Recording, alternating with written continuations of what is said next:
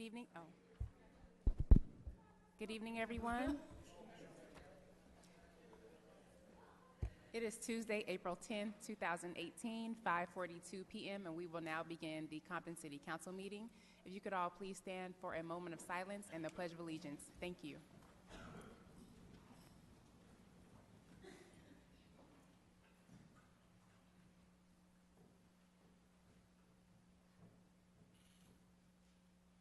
Let us begin. I pledge allegiance to the flag of the United States of America and to the republic for which it stands, one nation, under God, indivisible, with liberty and justice for all.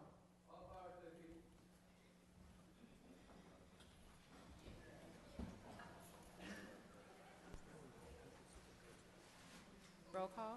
Councilperson Zarita, Galvan, McCoy, Sharif, Here. Mayor Brown. Here. We will now proceed forward to public comments on agenda and non-agenda matters. Mr. Rodney Andrews.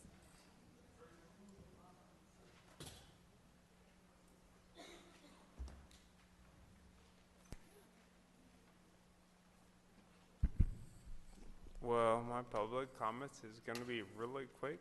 This month is Autism Awareness Month, and I had a really fabulous visit at Compton Volunteers of America. That was really cool. Fact check, do Volunteers of America write grants for the city of Compton? That's one of my questions. Cecil, I didn't reach out to you in email. He's really good at responding. Earth Day is April the 24th at Gonzalez Park. Hoping to see you guys all out. And I'm pretty sure someone's going to mention something about brown water. That's in the Sativa district. So I'm pretty sure that's going to be brought up. Thanks. Thank you. Ms. Martha Barajas.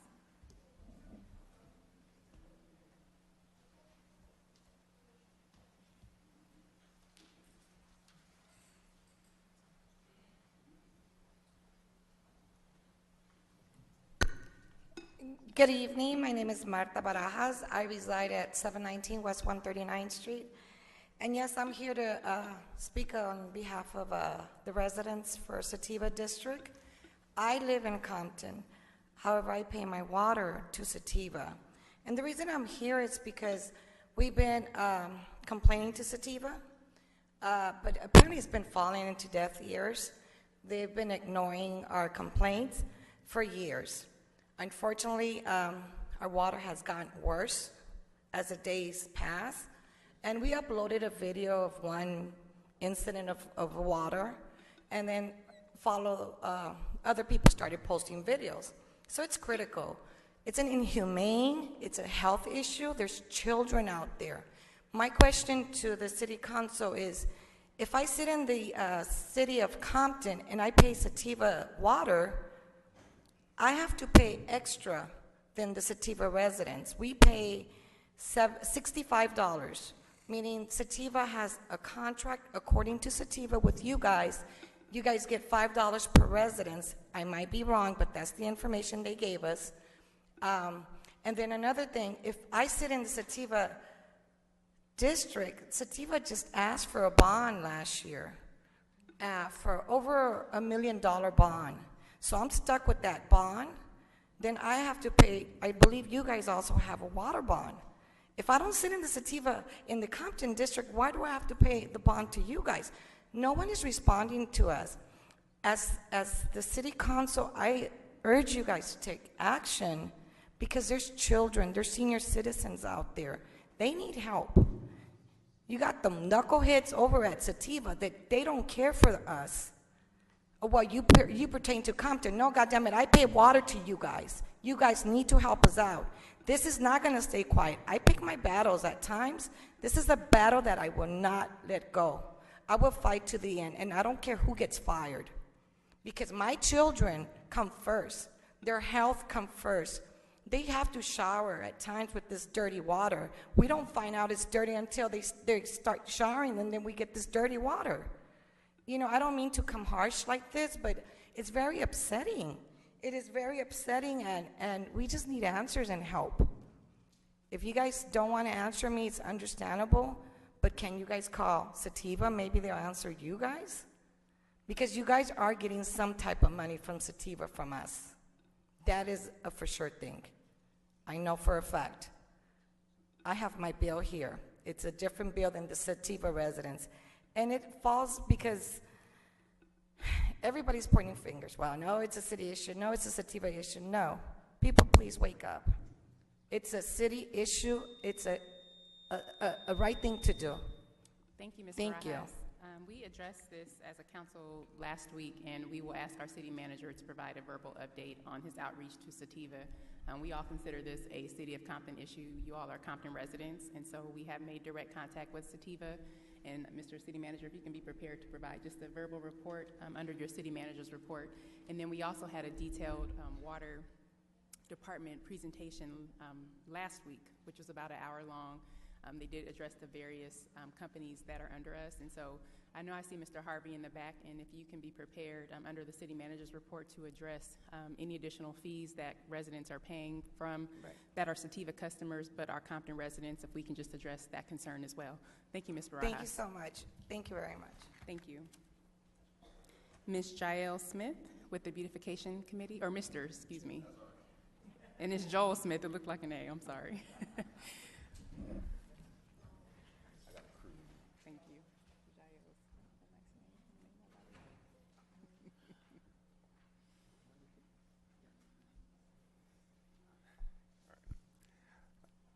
Good evening. Thank you, Mayor, council members, and staff.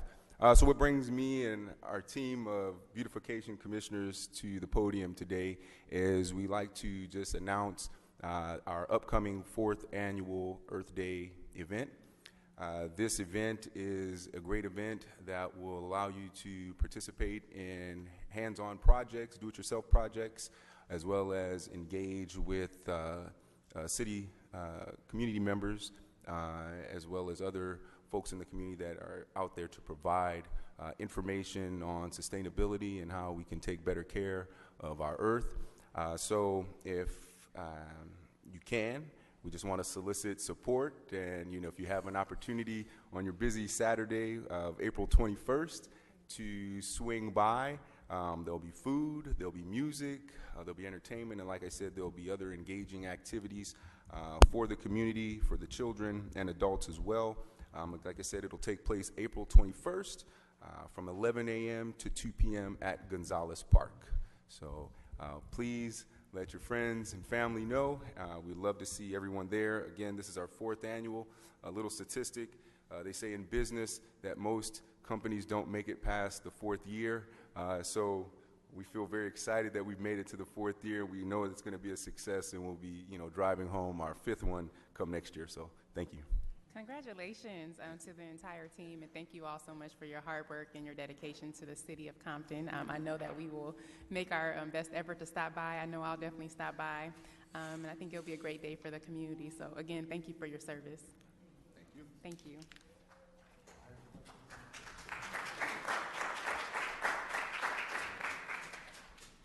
Alexis Ramirez.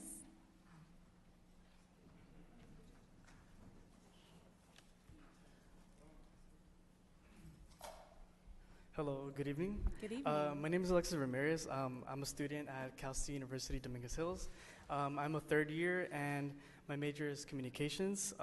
Currently, I'm taking a news writing and media class, and right now I'm just taking notes. And this is my first actual council meeting, so I just wanted to state that. Yeah, thank you. Welcome and congratulations All right, on your thank you. studies. Miss Liz Hicks.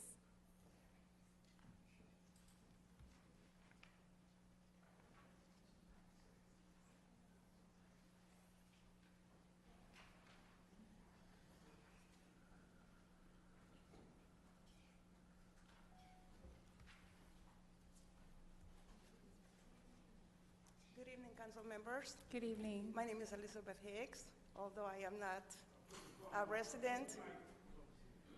resident of the city of Compton, however, I am your neighbor. I live in the Willowbrook area. And the reason why I'm here is because we have a major problem with our water district, and I am seeking your support. As a former board member of the water district, I served in the district for 12 years, and during my tenure, I have never in my life seen water as filthy as what we are receiving now. We are being compared with Flint, Michigan, and we have a problem in the sense that Sativa also serves some of your clients, some of your customers, and we have an issue because we pay the city of Compton for services that we render for the boundaries of your line. Unfortunately, we cannot even get results from the board of directors because they are secretive about their meetings. They're not transparent. As of today, we haven't received no minutes since 2017. They're having secret meetings, and that's not acceptable. And I am here also to expose one of the city council, because this is not acceptable also. I believe he needs to be here, and it's not acceptable for him not to be here when he's supposed to be representing the city of Compton, Isaac Galvan, District Number 2. I don't believe that this gentleman is the proper person to serve the city of Compton. Number one, he used to come to my meetings. During my tenure at the district, he was interrupting our meetings, texting the board of directors how you can vote and this and that. That's not acceptable.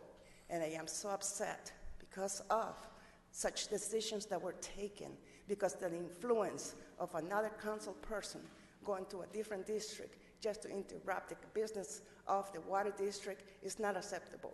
You handle your business in the city of Compton, and we'll handle our business in the district of Willowbrook. And this is the county of Los Angeles, that this is their responsibility.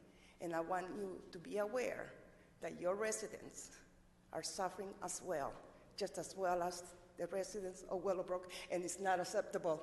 It's time, it's enough. Enough is enough. We have children to raise. We have elderly that are drinking filthy water, bathing.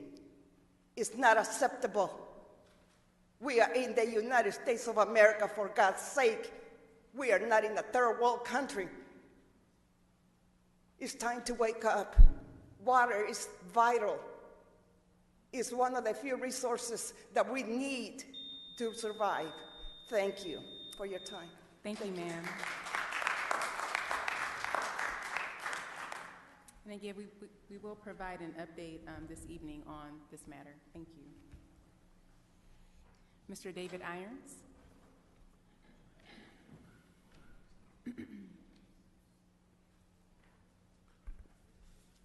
David Irons, resident of Compton.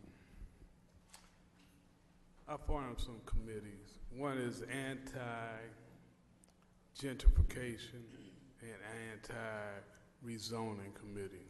Another one is Compton, California Historical Landmark Committee, Points of Interest and Tours. I got another one that, see, I own these names. One is Compton, California Fantasy City. These are the names I own for 5 years. When I do stuff, I put my own money in it. All it costs is like $31, so I got $31. But I have a problem with gentrification. Gentrification makes people homeless. It's another word for, what they call that, redevelopment. There are people that get homeless because of redevelopment. If the city of Compton wants to gentrificate Compton, you guys are co-conspirators of homelessness. I'm serious about that. I might become homeless in a little while, but so now I got to step over to homeless people. Gentrification is bad. You don't go to Hollywood and gentrificate Hollywood. You don't go to other cities and gentrificate those affluent cities. You are co-conspirators of homelessness. Now, since I told you, you're not ignorant. Ignorance is bliss. So some of my teachers say, so if you want to do some gentrification in Compton, fine. I'm anti-gentrification, what's the other word I said? Rezoning is on the records. My name is on the records. So therefore, I am opposed of gentrification. I will try to make Richland Farms a historical landmark, Fruit Town a historical landmark, my neighborhood a historical landmark. I already made Gonzalez Park Stadium a historical landmark. I was part of that. We even put a bathroom at the park. You need to stop gentrificating our city and help us.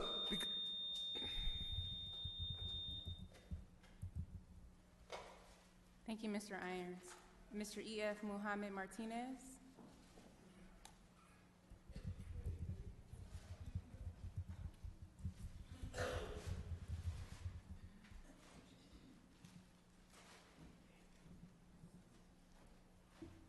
All power of the people. Good evening, Mayor, City Council. First question I'd like to ask, how many of you belong to a union? How many of you belong to a union here? None? You? How many? The reason I ask, I just came back today from the Board of Supervisors. We had a rally, and as many as should be aware, they're trying to destroy our unions. I'm a 721 member. And the thing is that they offered us 5%. That's piecemeal. We went back, we want more. Okay. But I have a solution to the whole problem. And it's not, the local unions is okay. But under the circumstances that we live right now, under the Trump Nazi regime, they're trying to destroy our unions. The only solution I have is and I advocate it intensely, is to go on a national strike. If other countries can have national strikes in Africa, Asia, Latin America, even in Europe, they have national strikes and they succeed. Why can't we have a national union strike? And because we cannot afford that luxury. We don't have that luxury anymore to sit back under this regime. And this regime is not our friend. And if you notice, like Adolf Hitler, he allowed the moderate Republicans to get in. Once he was established, he got rid of all the Republicans, the moderate Republicans, and now, if you look at it, he has extremist right-wing Nazis, racists, fascists. He replaced them, Bolton on down. We are in a crisis, and we should take this message out there to all the unions. And yes, you two deputy sheriffs, you have a union. You too will be affected. Your own union will be affected. They're trying to destroy us as a people. They're trying to send us back to child labor back in the 30s and 40s. We got to stand up and be united. And please send word out.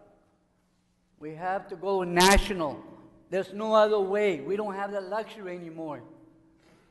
So I leave that message to you. Thank you very much. All power to the people. Thank you. Pastor K.W. Toulis.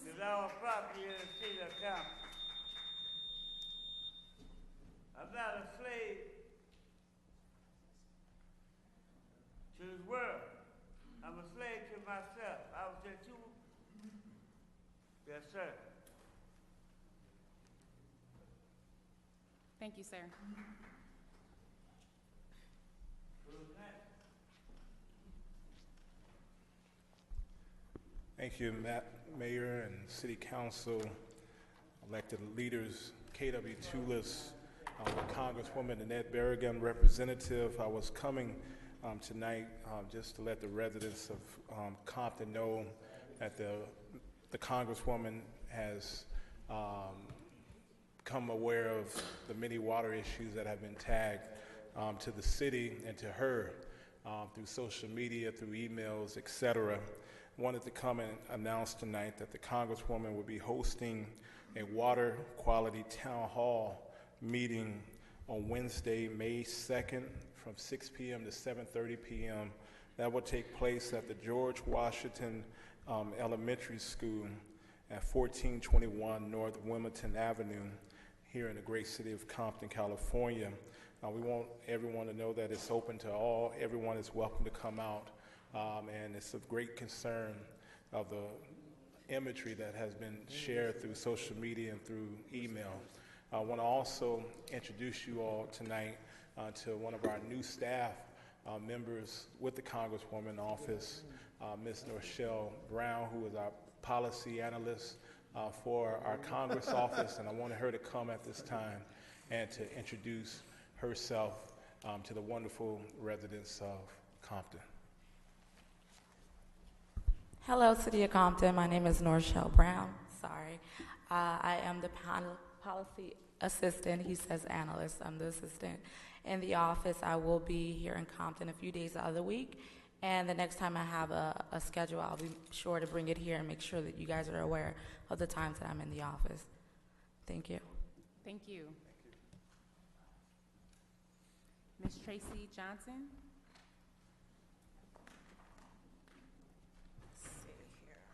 Good afternoon, City Council. Good evening. This is my second meeting here. I live over on Pyro, and I just want to say thank you for the prompt response of filling the pothole in front of my house and putting up the sign that we had down. But I noticed the other day that our parking signs are faded really bad. You can't even tell what side, what day is street sweeping. And I was hoping maybe we can get some attention to those signs. Also, I have a neighbor, they were a little shy of coming out, so I'm coming for them. They have a beehive in their tree, and the tree is just spewing out bees. You know, we have children on the block, we walk our dogs. They really need some help with trying to get that tree taken care of. One of my other concerns is that the dam right here by the car wash on Rosecrans, the gate is like broken to the dam and it's just center blocks up there. Do you have any ETA when we can possibly get a gate put there? It's just like an accident waiting to happen. I really noticed it when I walked from the car wash around the corner that the gate is missing. And that's Rosecrans, right, ma'am? Yeah, okay. So, you know, if we can just possibly work on getting the gate repaired and the small things, you know, first to try and get those things taken care of. I really appreciate it. Thank you. Thank you very much for bringing those items to our attention. And I'm just going to ask Mr. City Manager if you could have one of your staff members get the address of the beehive, because that's a safety issue. And it is 1417 West Pyro. Okay, thank you. I don't know if you want to share it. Is the beehive on private property? Excuse me? Is it on private property? Well, from what I'm hearing, that not our grass that is on our property, like the curbside grass is city property, even though we like maintain it, mow it, water it, but it's on city property, I believe. But is the easement? Is the easement? Yes. Yeah, it's getting really bad, so. That's considered, Mr. City Manager, do you want to? Technically, it's considered your responsibility, but we'll take a look at it. Okay. I'll let them know. Thank you so much. And the creek issue, that is a severe safety hazard, so we need to ensure that that gate is properly repaired. Creek issue, yes. Yes. Thank you, ma'am. All right, thank you. Ms. Diana Medell, from Assemblymember Gibson's office. Hi, good evening, Council. I have some reminders for the information that I brought before. So our nonprofit class is this Thursday from 5:30 to 7:30 at the East Rancho Dominguez Library. We are very happy to partner with the county libraries and very hopeful to continue to have these nonprofit classes through all of our district, the libraries within our district. The Black Legislative Caucus Scholarship is due April 16th for all our seniors and oncoming college students, so just want to remind everyone about that. Our African American Leaders of Tomorrow program, that application is due May 1st. The California Student Aid Commission grant that is going to nonprofits, school districts, colleges, that one is due April 30th. So we want to make sure that people are signing up for the free money that we do have. Another exciting event that we have coming up is yet another healing circle at California State University Dominguez Hills. We're partnering with them to bring the students, immigrant students, DACA applicants, allies, information in regards to any DACA applications because it is time to renew for those who are eligible to. So that will be on May 3rd from 5 to 7 p.m. at Dominguez Hills, and we invite everyone to come out and provide support to our dreamers and immigrant families. Thank you. Thank you very much for the update. Mr. Adolfo Ferraz. Do not see him. Mr. Holyfield. Good evening. Good evening. My concerns this evening is really a few concerns. One is it's difficult to conduct business if we don't know what our budget and so forth is, and I've asked for this. We need a report at least twice a month on what we have in the bank and et cetera, from the controller's office and also I would say from the treasurer's office. And then we're having some difficulties with certain numbers that should be here at certain times when you need X amount of votes and you don't have it, so therefore you lose money or you can't deal with the business. In other words, I am interested in business. I'm the founder and president of the Compton Business Chamber of Commerce. So my mind is always on growing beautification and growing business. And I feel that when we come here, we should be able to get some answers, and not in a negative sense, but we should be able to get some answers.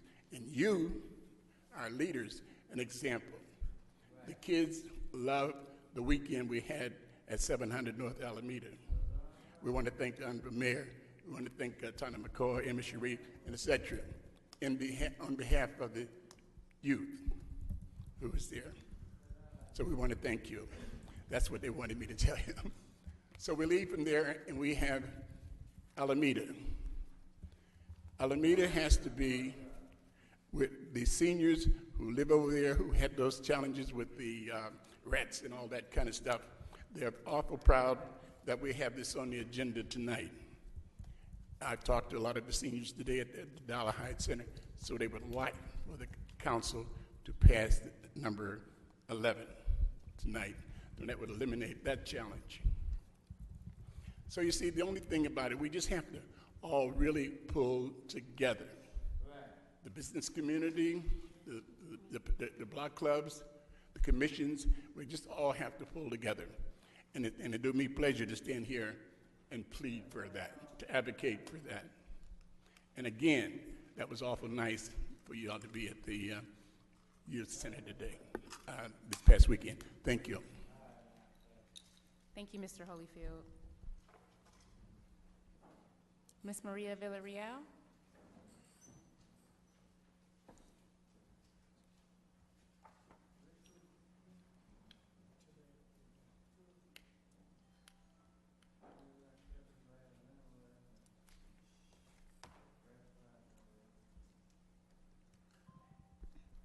Good evening.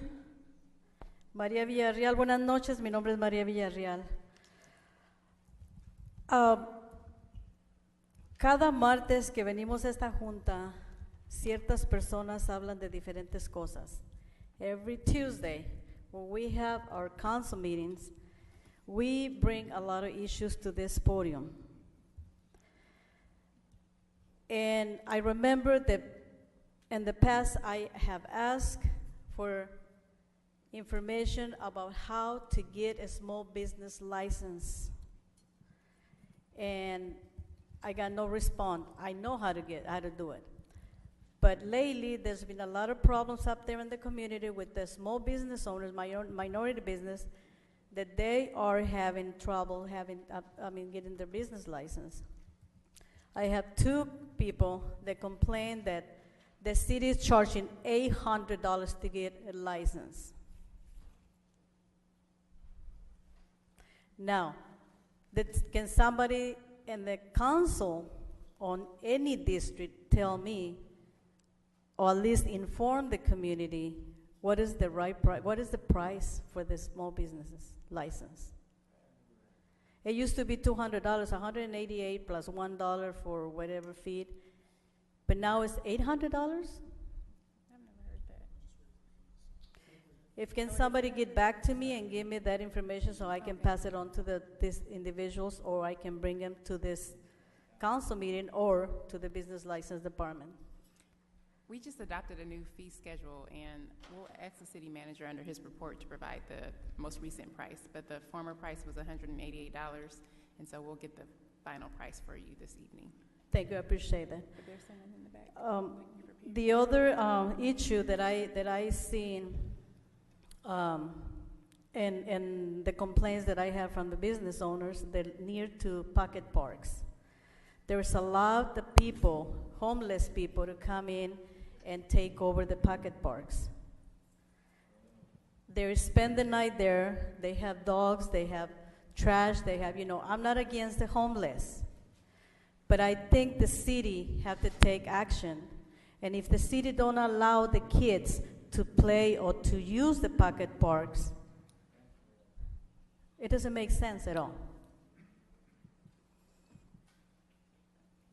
It doesn't make sense at all for our community, We pay taxes, we live in Compton, and our businesses, we have to literally call the sheriff department to get one homeless away from our business because it's right there with the dogs. So come on, we gotta do something. We gotta help the businesses.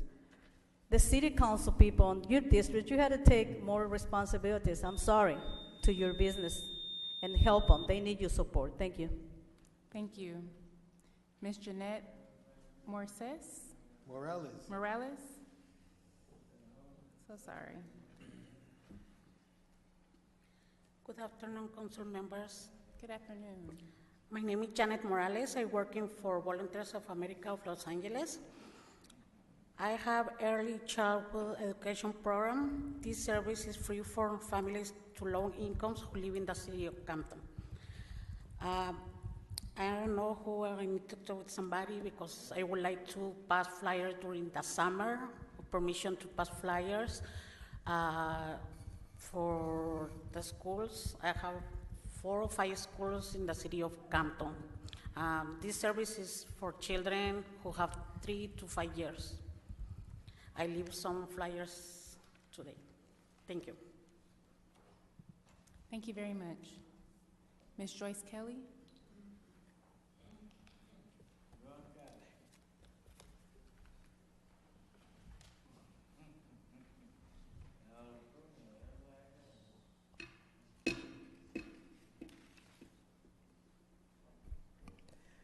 Good evening, I am Joyce Kelly.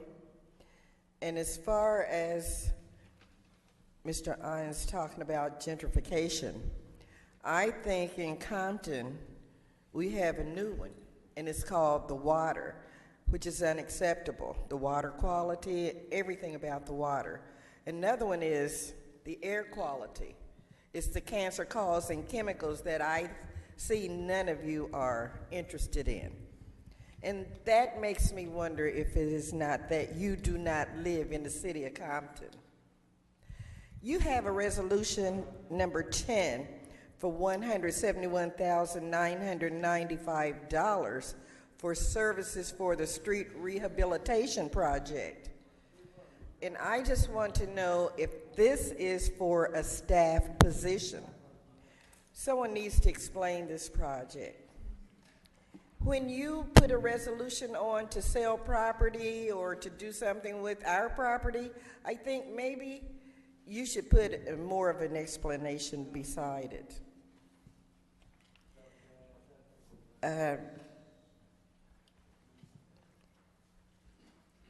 I don't know when the last time I heard a certified shorthand reporter. They have computers now, and the young people type faster than they do shorthand. Who knows shorthand? It's somebody my age who wants a job, probably. And I think $25,000, you don't need a shorthand person, because a reporter takes the information and listens to a recording and type it out. That's another waste of money. When you do number 5 is a resolution for a bond, how is it going to affect the people in Compton? Or is it? I'm all for veterans housing, because I'm going to have my birthday celebration at the VFW on Thursday. I want to make sure they get a little money to help fix the roof or whatever it is that needed fixing that was promised in a campaign. So we need to do something, and I'm going to do my part. And also, your number 9, it's in there to amend the budget. I want to know if this is something that is like the cameras. This project, is it going to work or not going to work? And look at the money. When we use this community development block grant money, we should be well aware of what is going to and who is going to. Also, you're all invited, and I think you, Craig, need to come over to the VFW and have a little dance with me Thursday. Thank you, Ms. Kelly. Ms. Boone? And then the last speaker would be Ms. Janice Jackson.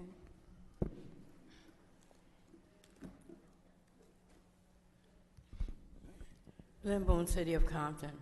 I want to address item number 9, an amendment to this year's budget that hasn't even been, worked on yet. But this is the first time that this item has ever come before the council on a second vote. Last year was voted to the monies to be issued to these recipients for the CDBG block grant. It's almost time to be funded again. And there is a time limit on the funding for these CDBG recipients. I know we don't really have a real city manager, but he should know that, if it's not followed, there may be a chance that we won't be funded again by CDBG grant. And if it does perform different issues for our streets. The other thing is that it's noted in the audit that grant funds, federal funds, have been commingled in with the general funds. So I'm wondering, where is the money? Where is the money for these recipients? Item number 5, this city, the people, cannot take any other bond, nothing, no additional fees at all. So please, if you don't understand it, abstain. We do not need a bond here in the city for veterans or for anyone else. There was an organization that came here to build affordable housing, free housing for the homeless, and the people in District 2 fought against it. And now they're going to Anaheim and Orange County, if you watch the news. And those people are fighting against them in those cities. Enough is enough. And it's taken 4 votes. It used to take 4 votes to vote on a bond, but I don't know anymore because this council is so out of control, and we don't have a city attorney, just an attorney that sits up there that provides information for 1 or 2 people. Under the warrants, Emma, councilperson in District 4, it looks like you're the one that's been thrown under the bus because you're the first one that travel expenses have appeared on the agenda in a long time. There is no backup for this travel expense. Plus, it did not go across this DS to be voted on. But that's been happening for a long time. And that's also noted in the audit. And the last thing, not the last thing, but the other in addition, is that Mrs. Brown had made, and has said it on several occasions, that what is happening here in Compton is from 20 to 30 years. When you look at the audit, it's only addressing this administration. Now, you walked into a $40 million deficit, but you please must know that this administration created a 6.4 addition to that $40 million. Thank you.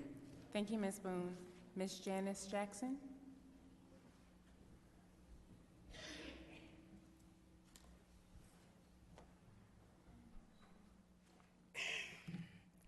Hello, everyone. My name is Janice Jackson.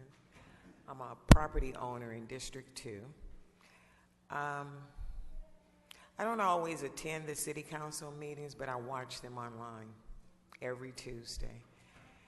And I think it would be a good idea if all of you up there kind of watch the council meetings sometimes, because you'll pick up a lot of stuff, as well as the people that attend. You should watch the council meeting, because sitting here, you miss a lot of things. Now, I don't mean anyone any disrespect, but I just wanted to make some comments on last week's council meeting. I understand everyone's concern about President Trump. See, I called him president because he is the commander-in-chief, regardless to whether you voted for him or not. And that it's not so much him, but that seat needs to be respected, as well as the seat of the mayor and the city attorney and the city clerk. It's not the individual, it's the seat. And what you have to realize is that the generation coming up behind you are watching the way we're behaving. And we're teaching that generation disrespect. This is why we have so much disrespect towards police, because they're being taught this. And like I said, I don't mean any disrespect, and I don't think we have to worry too much about Trump, because the governor and the attorney general every day is working to protect people. And with that being said, I think we need to focus on Compton, because I don't see any German Nazis running around here tagging these walls. There's no Germany Nazis shooting us. It's black and brown people in this city. And so until we be honest and address our own issues, we can't go around blaming everybody else for what's going on in this city. And as far as, I really think maybe someone should have a workshop and maybe teach about how government really works, so that people can learn. Now, that was more I wanted to say, but since Councilman Galvin showed up tonight, because he's never here, I wanted to talk to you. In your district, it's starting to look like a third world country over there. You got a homeless encampment growing on Esmeralda off of Long Beach behind the donut shop. You're not addressing that. I watched Mr. Holyfield come up here at least 5 times to ask for the Welcome to Compton sign to be replaced. It still hasn't been replaced. So I think you need to take care of the issues in your district before you talk about rezoning a casino out of Councilmember Sharif's district. She's handling her district, and she's taking care of her business. And most importantly, she's here. Thank you, Ms. She's Jackson. at the council meeting. So I won't be disrespectful and run past the time, but I just wanted to say that. Thank you, Ms. Jackson.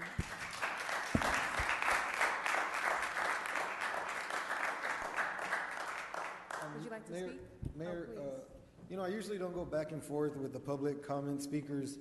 I usually just let them say their 3 minutes, and then after I respond to it at the end. But I report the homeless every single day to the city manager. He can attest to that, and there's very little we can actually do about it. It's not illegal to be homeless.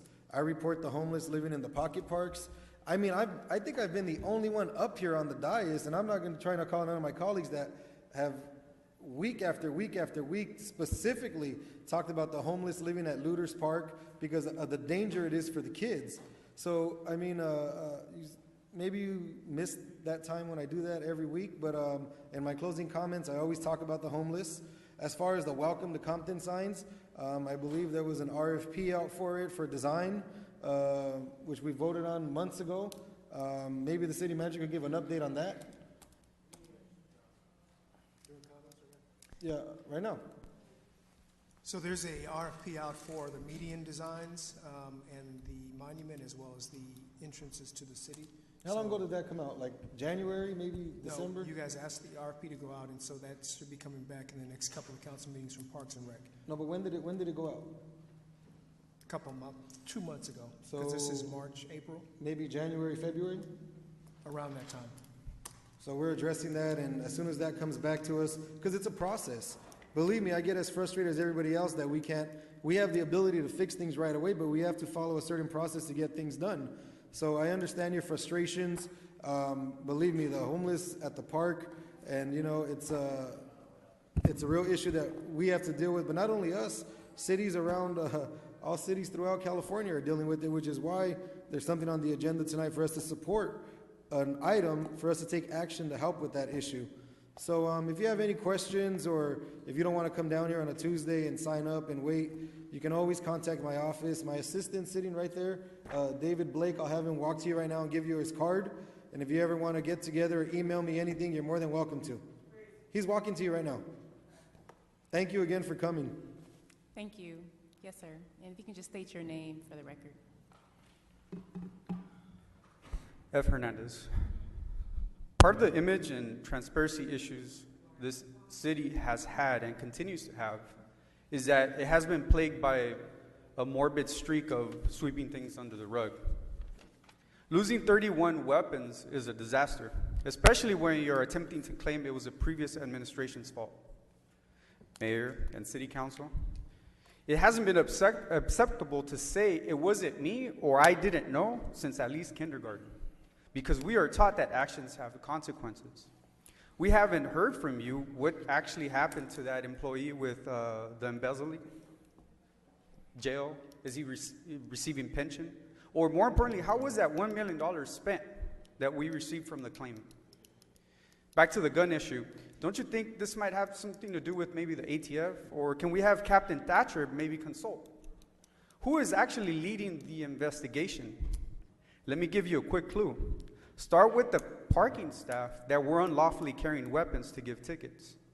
Another thing, why does LA County Board of Supervisors have to be the one to initiate an action and offer a $10,000 reward, but you still have done nothing?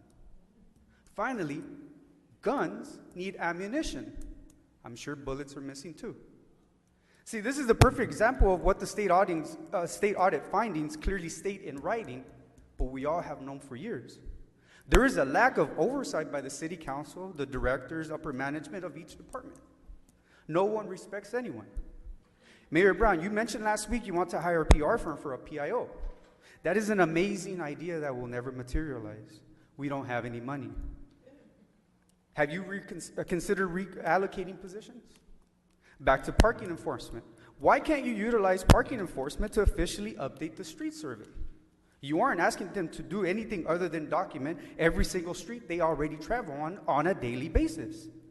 They're looking for code violations on each block. Why not have them document and map every single pothole, street sign that's missing, and overgrown tree? They're already paid to drive around. They get a base salary of $67,000, and that is absurd. These deputies, as trainees, make less than that. Last week's parks presentation was nice, but why weren't there any copies made available? See, I appreciate also the questions and concerns by Council District 3 and 4, but shouldn't we have had a copy of them? So on agenda item 3, I would like a copy of the PowerPoint presentation under the Brown Act and just under good community report. I would formally request that this council make all future reports available to the public at the posting of the agenda. Transparency and public information begin with you. The park on Compton Boulevard, as of yesterday, is overgrown. I don't think the homeless want to even stay there. Thank you. Thank you, sir. And I have a question for the city manager. Oh, I'm sorry. Oh, I'm sorry. There were copies of the I didn't hear you. presentation in the rear, and You want mine? You can they're have it. first come, first come serve, and they're available to the public. They're also posted online for anyone that would like to download them for their review. Thank you. Madam City Clerk? We're consent agenda. Consent items are routine and expected to be non-controversial. They will be acted upon by the council at one time without discussion unless a council member requests for an item to be removed or discussed. So moved. Second. Discussion? Roll call? Councilperson Galvan. Yes. McCoy. Yes. Sharif. Yes. Mayor Brown. Yes. Item number 3 under City Manager's Report is a PowerPoint presentation for the Public Works Department. Thank you. Mr. City Before we Manager? proceed, I'll call up Mr. Wendell Johnson, who's our Public Works Director, for the PowerPoint presentation, but I'll respond to Is your mic on? I'll respond to a couple of the comments from the audience. Regarding the homeless, the councilman is exactly right. He does call me quite frequently about the homeless, but he is not the only person who calls me about the homeless. I field questions from the public about the homeless often, and I actually make personal contact with them. I meet bi-monthly with several organizations that we work with here in the city. There are People Assisting the Homeless, which is PATH. There's the homeless group from the County of Los Angeles, and another group called Hopix that also works with our homeless folks. And we know most of them by name. A lot of them have been contacted personally by other staff members. Our community-based organizations know their families. They know that they do live in and around the area, or they did at one time. Some of them are very, very persistent in the same locations that they stay in, the Looters Park folks, the guys in the Pocket Park at Long Beach. They grew up in the area, and they simply just refuse to leave. We move them out, we shoo them away, we arrest them. Some of them have been placed under 72-hour mental hold, but there are no laws that allow us to permanently force them into housing. And if you look at the news today, you'll see that in Orange County and in other communities around the state, everyone's struggling with this issue. The ACLU has taken up a banner, and they have civil rights. They actually filed an injunction against Orange County for moving them. They forced them to give them motel vouchers, in which don't last forever. And quite frankly, they can't make the homeless take those vouchers, and they can't make the homeless take housing. So that really answers the homeless issue, and it's a very frustrating issue, particularly with the ones that live in cars and vehicles. Some of the other issues that were brought up about the business license fees. So it depends on the business license that you're applying for, Maria. As you know, if it's a one-day permit, they're very inexpensive, but if you're trying to actually open a business with a structure, there's certificates of occupancies, there's permits, there's business building permits, inspections. So it can range upward to almost $800 when you do all the permits and inspections required to open an actual physical location. So it varies from business to business. So if you have any issues, then I can meet with your group, and we'll be talking about this issue at the Council District 4's Business to Business Roundtable very shortly. Sativa Water. I was going to ask you about Sativa. So we have drafted a letter to the director of the board at Sativa Water concerning their issues. Mr. Harvey, can you come up also and address the issue about whether the city receives any money from Sativa? And also, the council directed us to take a look at testing some water of samples of the citizens in Compton, not necessarily Willowbrook, but in Compton, for the water quality.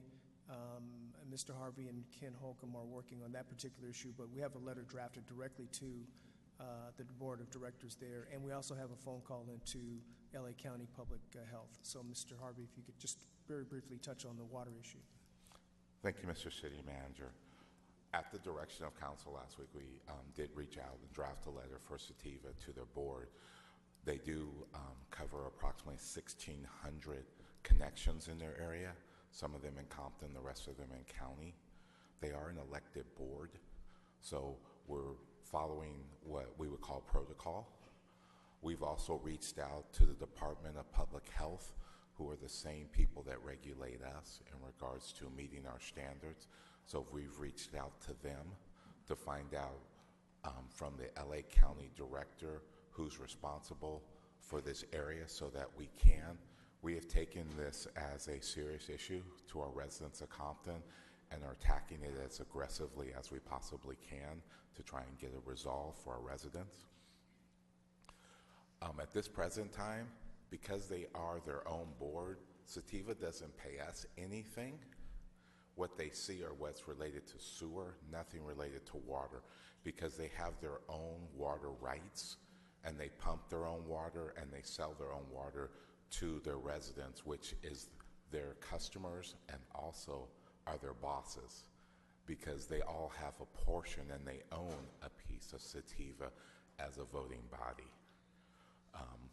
We're trying to figure out how else we can assist them in regards to the water quality, and we're looking at as many opportunities. We are contacting Central Basin, which covers this area and them included, and the Water Replenishment District. All of those are agencies that touch them or affect Sativa in how they pull water out of the ground. So we're trying to find those resources to see if there's something we can do to help them with funding and things of that nature. Thank you, and we'll follow up with management after their contact with the regulatory bureaus, because if the brown water continues, I believe it's a public health emergency and we need to take action accordingly. And so we'll be taking every effort that we have to ensure that the residents have healthy and safe water quality. And so we will continue this discussion, and until this issue subsides, we need to have weekly reports on this item. And so we should just be prepared to provide a public report, because water is critical. Period. Correct, Madam Mayor. Thank you. Madam Mayor, may I just Yes, ma'am. interject that the health department would be the one that would go out and they would be the one to condemn them if there was something wrong with them. Is that right? Correct, because they fall underneath, they are an agency, Right. and they are Sativa Los Angeles County Water District. So they are a district recognized by the state of California and recognized by LA County. Okay. So they fall underneath the same aspects of us as a municipality, but they're mutual. So there are different ways that we have to deal with them. Absolutely, I understand. But please just make sure we follow up, because the citizens are suffering. We will. Thank you. And Mr. City Manager, if you can just provide a written update on this item in terms of who has been contacted, what the next steps are, also the various regulatory bureaus that are over Sativa, so that we can ensure that we're contacting the proper authorities, and then what the recommended next step is in order to protect the water quality for our residents. Thank you. And then regarding, there's a comment made as to why parking enforcement can't do street surveys or identify different issues going on within the streets. Can you just briefly, Mr. City Manager, explain basic city classifications and why that would not be possible? Most people don't understand protocol and how we're restricted to follow rules and guidelines and regulations. You're absolutely right, Mayor. There are rules under the classification for their actual job description. If we ask them to do additional responsibilities for that job, we'd have to float that job out, take it to Personnel Commission first, get the adjustments in that job description placed in their classification. The unions would likely ask for more money. But what I will tell you about the street survey, it's not something as simple as going out and counting potholes and telling you the street is in bad condition. We have a survey that was done for 2014 to 2019. The streets are lettered, F being the worst and A being the best. So we do have that study. We also have a street sign and markings study. So it's not just your wayfinding signs such as Compton and Arambi. It's also your yield signs and your other safety signs that are out there. So you'll see in tonight's presentation that we have a 5-year plan to deal with all those signs.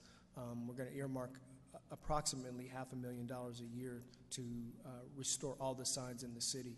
But literally, there are thousands of signs, not just your street signs, but just markings in general that are traffic-related signs and wayfinding signs. So as far as trees and those kinds of things, so the tree contract and the tree trimming is done in grids. We try to do our major arterials, and then there are emergency tree trims, obviously, that we take a look at. And what I'm finding in looking at our tree trimming processes is that over the years, some residents get their trees trimmed quite often because they tend to be the ones that call the most, and some residents who don't call don't get a chance to get their trees done. So we need to really double check and make sure that, for example, I looked at a tree just 72 hours ago that was an emergency, quote unquote, and it quite frankly isn't.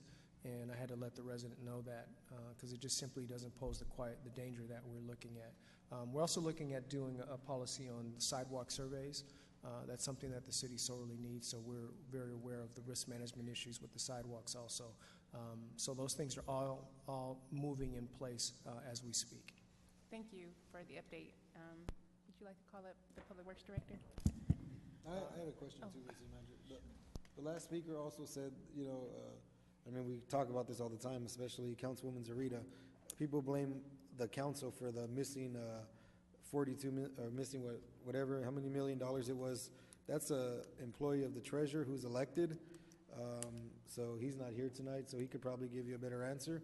And then another question that I've been hearing a lot of is people are blaming this body that's up here for putting the guns at the old city hall.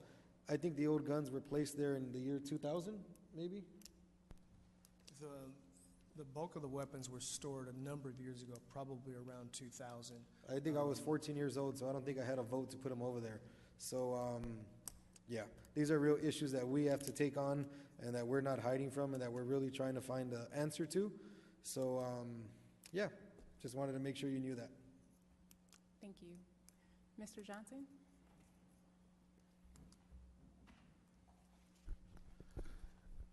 Good evening, Mayor, Council, Good elected evening. officials, and most of all, the citizens of Compton. It's actually 23,747 signs in the city. So to answer that question earlier. Okay. And we'll address that program and other programs in this presentation. Could we turn the lights down a little bit? It's a little blurry out here. Is that possible?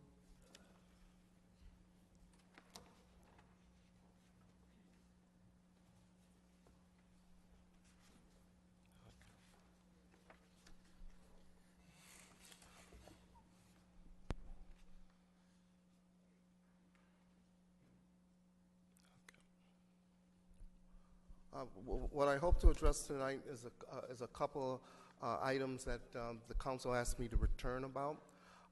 Previously, we talked about the street plan. Tonight, we're going to be talking about fund balances, projected budgets, and some scheduling of the street program. First of all, we'll talk about fund balances. This is a snapshot in time on March 31st of this year, and it talks about, it presents the various funds that are used in street and infrastructure improvement. And then going down the list, it talks about, it mentions Measure P, your Transportation Investment Fund, Street Repair and Maintenance Fund, the Department of Transportation Community Improvement Fund, MTA, Transportation Improvement, Measure M, Prop C, Prop A, Gas Tax, Street Lighting, and Citywide, TDA, Sidewalks and Bicycles, as well as CDBG.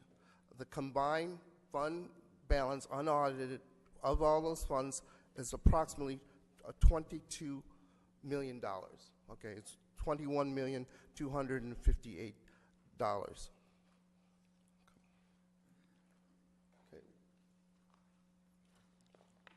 Okay, what I'm presenting here is your fund estimate for fiscal years 2018 through 2023, or 5 years. Our expectation we should receive from Measure M that will be available for capital improvements will be about $5 million. From Measure R, it will be another $5 million. Measure R and Measure M are used specifically for street and road improvements, traffic control measure, bikeways, pedestrian improvement, public transportation services, congestion programs, and planning and engineering studies. Prop C, we should receive over the next 5 years about $8 million worth of Prop C. Okay, and these are local return funds that can be used for public transit projects costing, which include congestion management, bikeways, pedestrians, street improvement that support transit systems. Your gas tax fund comes to us in two large parts. About $7.5 million will be available from the existing gas tax, and a new gas tax that was passed last year, SB1, another $7.5 million, combined about $15 million over 5 years. And again, these funds are used for research, planning, construction improvement, operation, and maintenance of public streets and highways. The Measure P is a local 1 cent sales tax that the voters approved, okay, and we have approximately $20 million over the next 5 years available from Measure P. We have received some grants and some federal earmarks dating back as far as 1992. It's about $12 million worth of grants. We hope to be able to utilize at least $9 million, if not the whole $12 million. These are location-specific transportation improvement grants. You know, large part of this is for the removal of Rosecrans Bridge and some other localized studies. We have about $1.4 million available in CDBG. This dollar amount is an annual amount that's adjusted each year. The current administration in Washington is talking about eliminating community development block grants, and so to be conservative and not to give you some false hopes, we just took the $1.4 million that we know that we have actually today. As you're aware of, there was an audit done by the State Controller's Office, and there's adjustments that are needed to the gas tax. I believe that they found somewhere in the neighborhood of about $4 million worth of interfund material borrowing, and about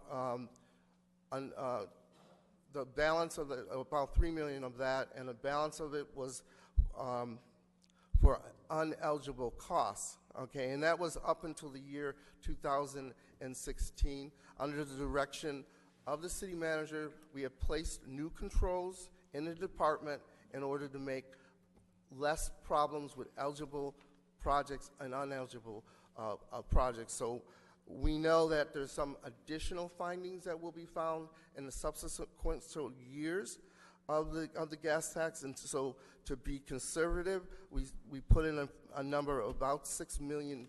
So the total amount of funds that are available for road improvements for Compton over the next 5 years is $53,400,000. Project summary. Okay. Okay, this is where we are with these particular projects that we have started or we plan to start. With Central Avenue Phase 2, it's under construction. Okay, the contractor deployed his forces, informed the public, put out message boards on April 9th, which was yesterday.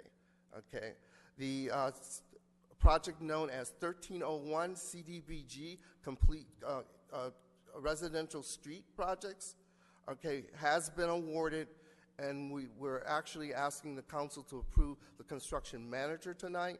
And once we have that last element in place and the purchase orders in place, we will issue a notice to proceed for the project, for the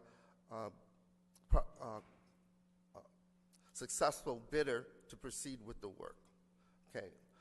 A request for proposal went out, is actually in tomorrow's paper bulletin, for Compton Boulevard from city limit west to city limit east. It's a complete street project plus. Okay, and what we're going to attempt to do there is to actually have a boulevard that's named after the city that addresses the sidewalks, the lighting, the landscape, the pavement, the gutters, the drainage, and the street furniture, including the bus stops and receptacles, signage. So it's a complete street project with a little bit of a plus, with an estimated $9 million in cost, and this is going to be funded by the Highway Safety Improvement Program, along with the federal earmarks that date back as far as 1992. Okay.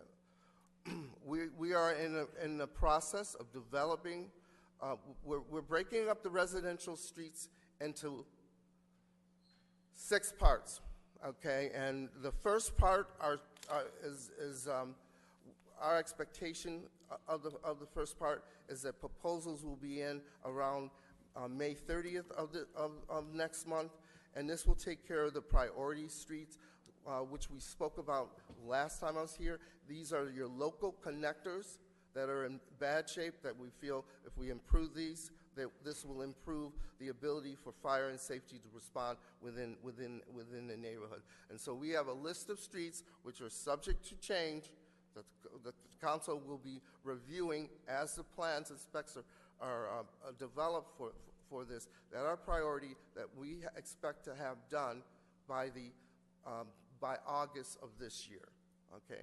And then we fold into the 5-year residential street program, okay? And this is going to address the residential streets and should take care of approximately half of the 90 miles of streets that are either F or that are either poor or very poor, okay? And that should take care of about half of the 90 miles that are available within the first 5 years of this program.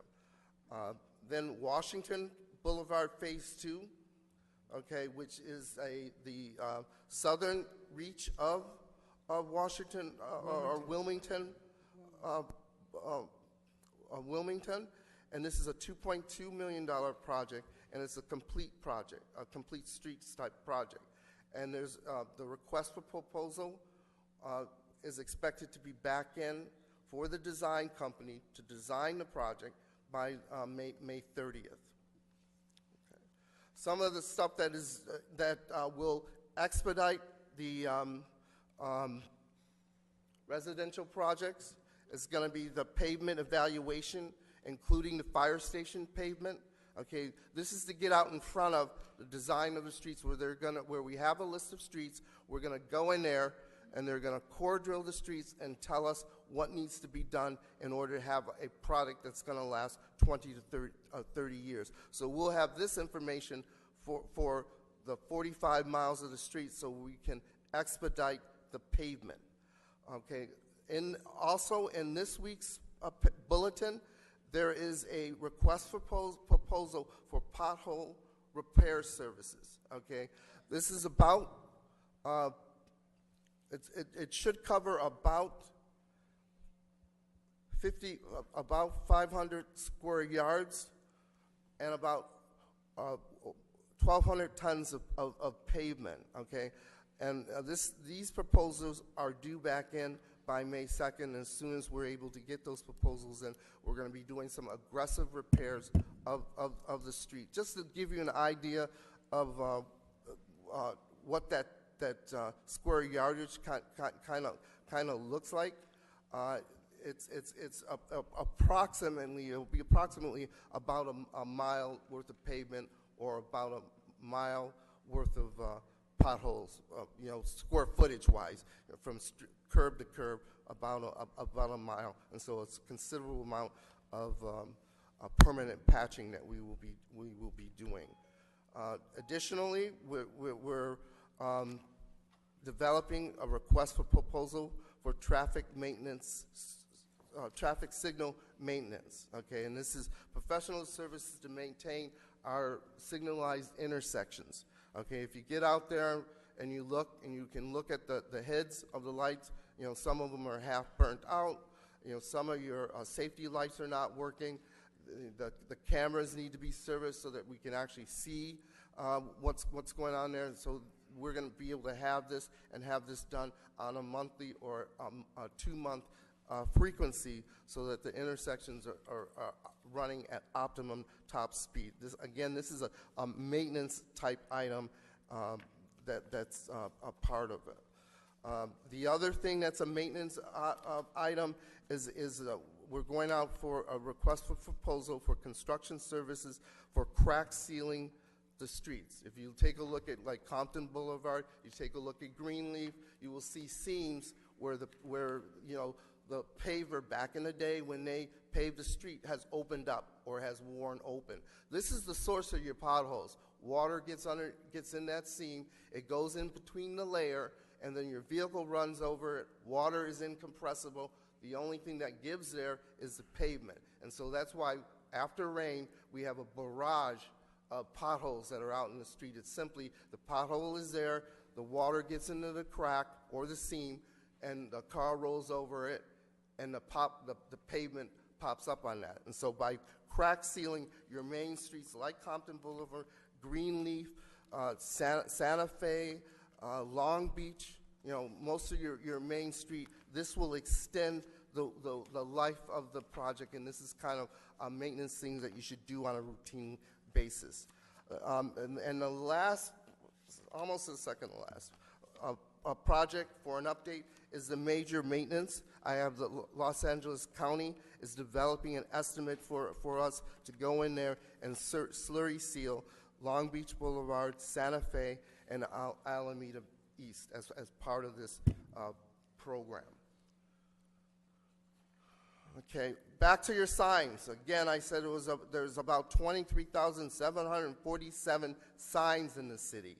Okay, each one of these signs with their posts cost me about $150. It costs the taxpayers about $150 to replace each one of these signs. So it's not something that we can do overnight, and there's probably not a workforce out there that would be able to replace them all at once. And so we're going to develop a priority list. Okay, and in some cases, some of this work is being done by our own forces, but we're going to go in there and we're going to replace the street name signs, which are important because it tells you where you are, as well as the regulatory and warning signs. When we're talking about warning signs, we're talking about like your crosswalk signs, and some of this stuff is being implemented as part of the citywide striping and pavement markings. The next one is Alondra Bridge Deck, okay, and railings. Okay, this is a project that is going to resurface the bridge deck. Unbeknownst to us, we learned, we were schooled by Caltrans that we own the last 2 inches of the bridge and up. And so it's the bridge and the railings. We're going to be taking a look at the riding surface, which the potholes are existing, as well as the railings, because some of the kids, or a lot of the kids, have an issue with crossing the bridge because they feel unsafe with all that traffic below them, and you have a railing that is substandard. It's somewhere around 32 inches where it needs to be 42 inches. I'd like to go in there and put additional lighting so that when you exit that, you have a showpiece that you're entering the city of Compton, and that you're also welcome there. Again, the citywide paving and striping and marking project is about 80% complete, and those are being done with the county forces. So get a visual of what this looks like schedule-wise. April, May, June, July, that's of this year. Okay, Central Boulevard has started. The construction is supposed to end early July to mid-July, okay, and that project will be complete. We're in the pre-design stages of Compton Boulevard, where we're selecting the design consultant, okay.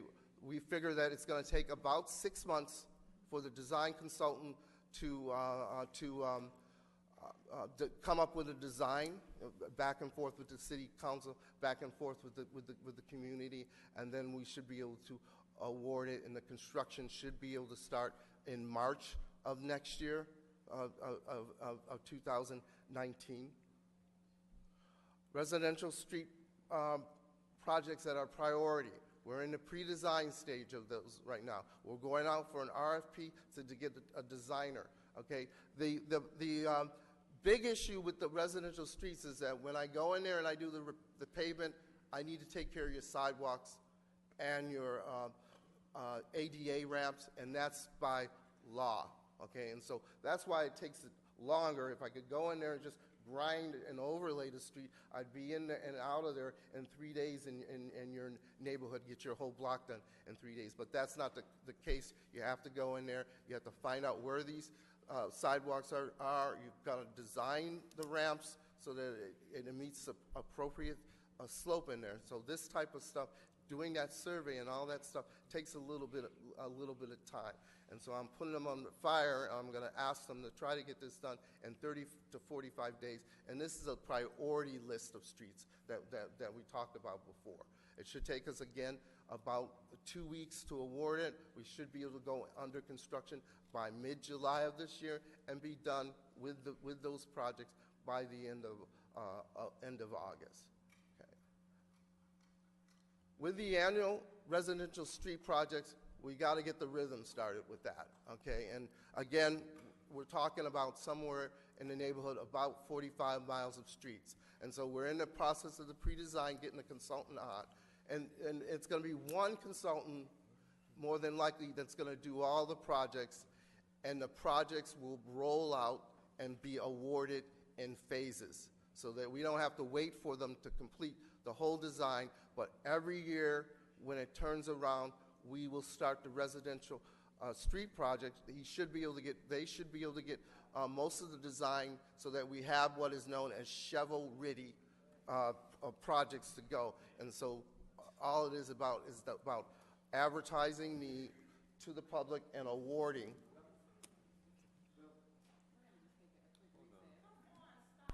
We're going to take a quick recess.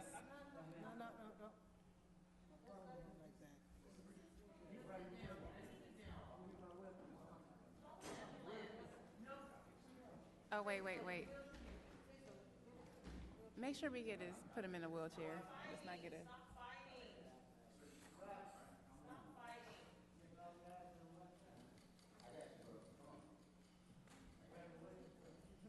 All right, Reverend Gordon.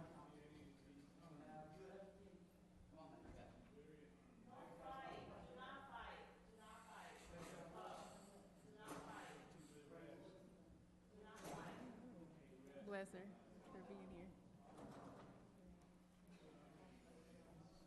Bless her. Okay.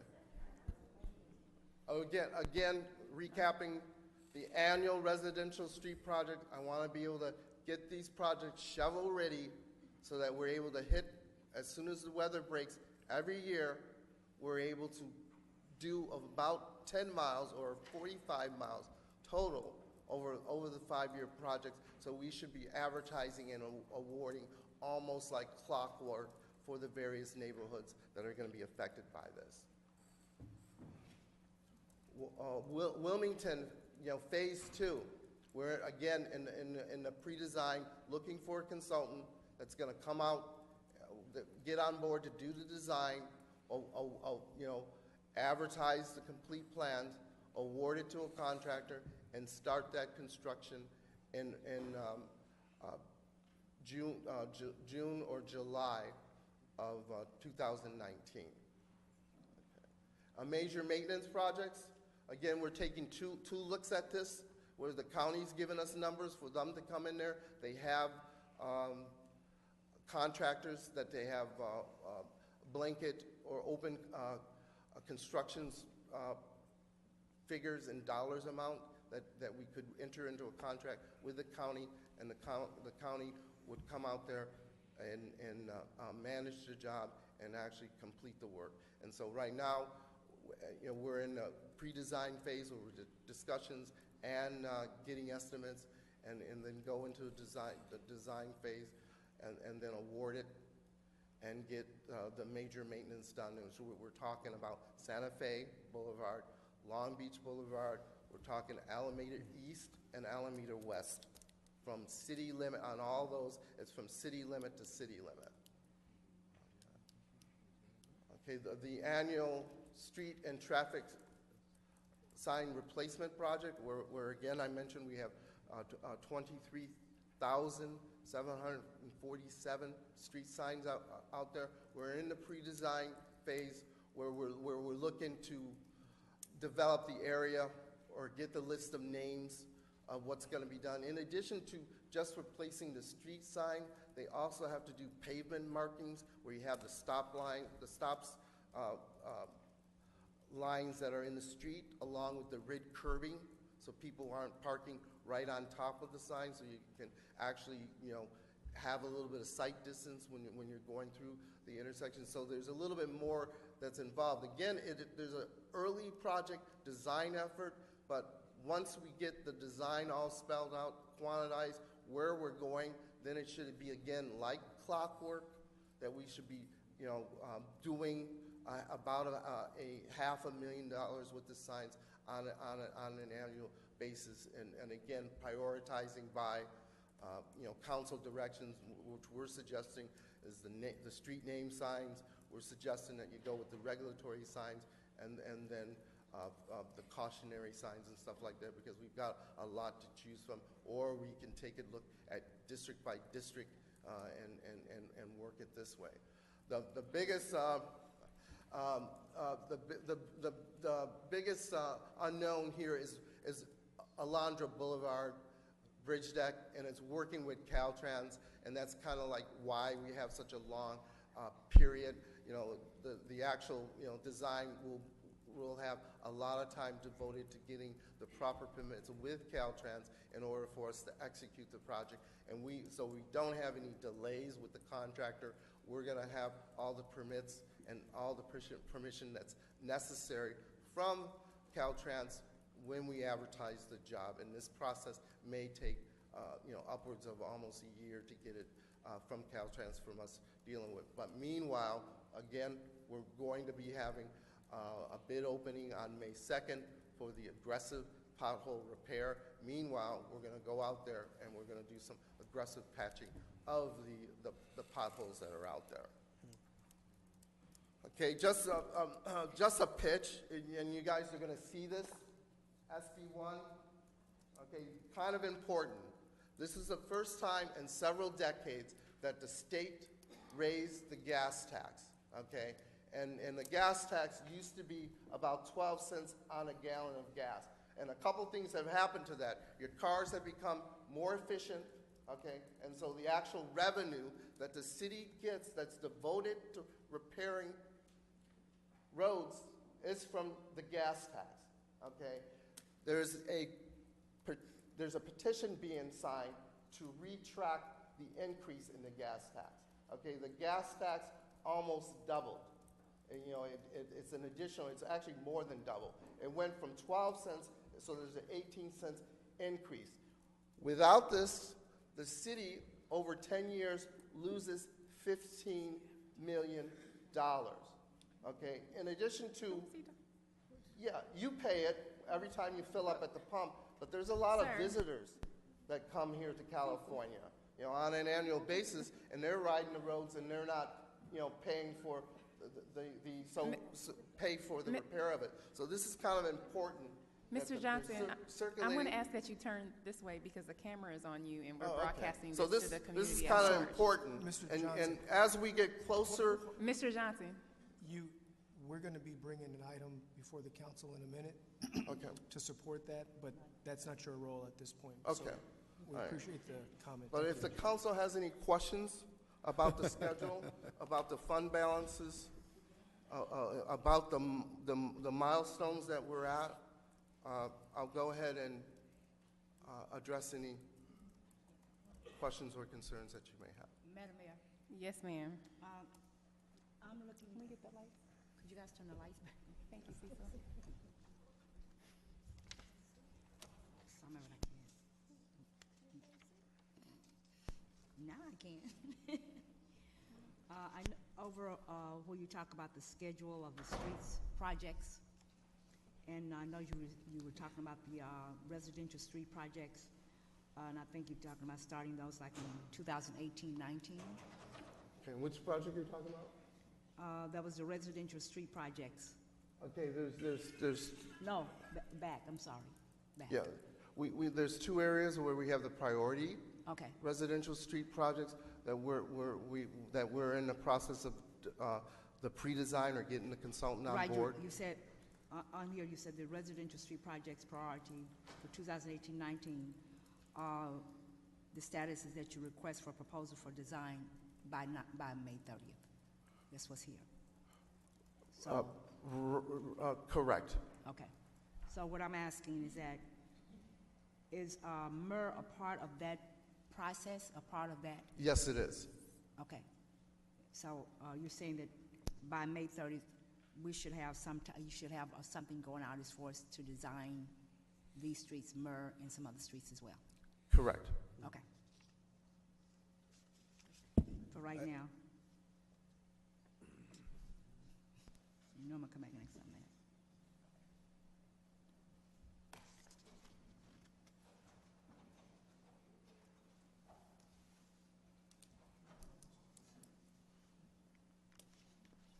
Okay. Madam Mayor? Yes, ma'am.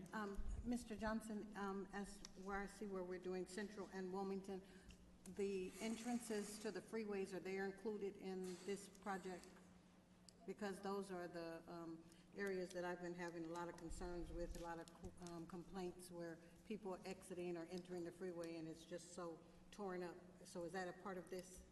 Yeah, the pavement will be addressed once we have the bids in on May 2nd.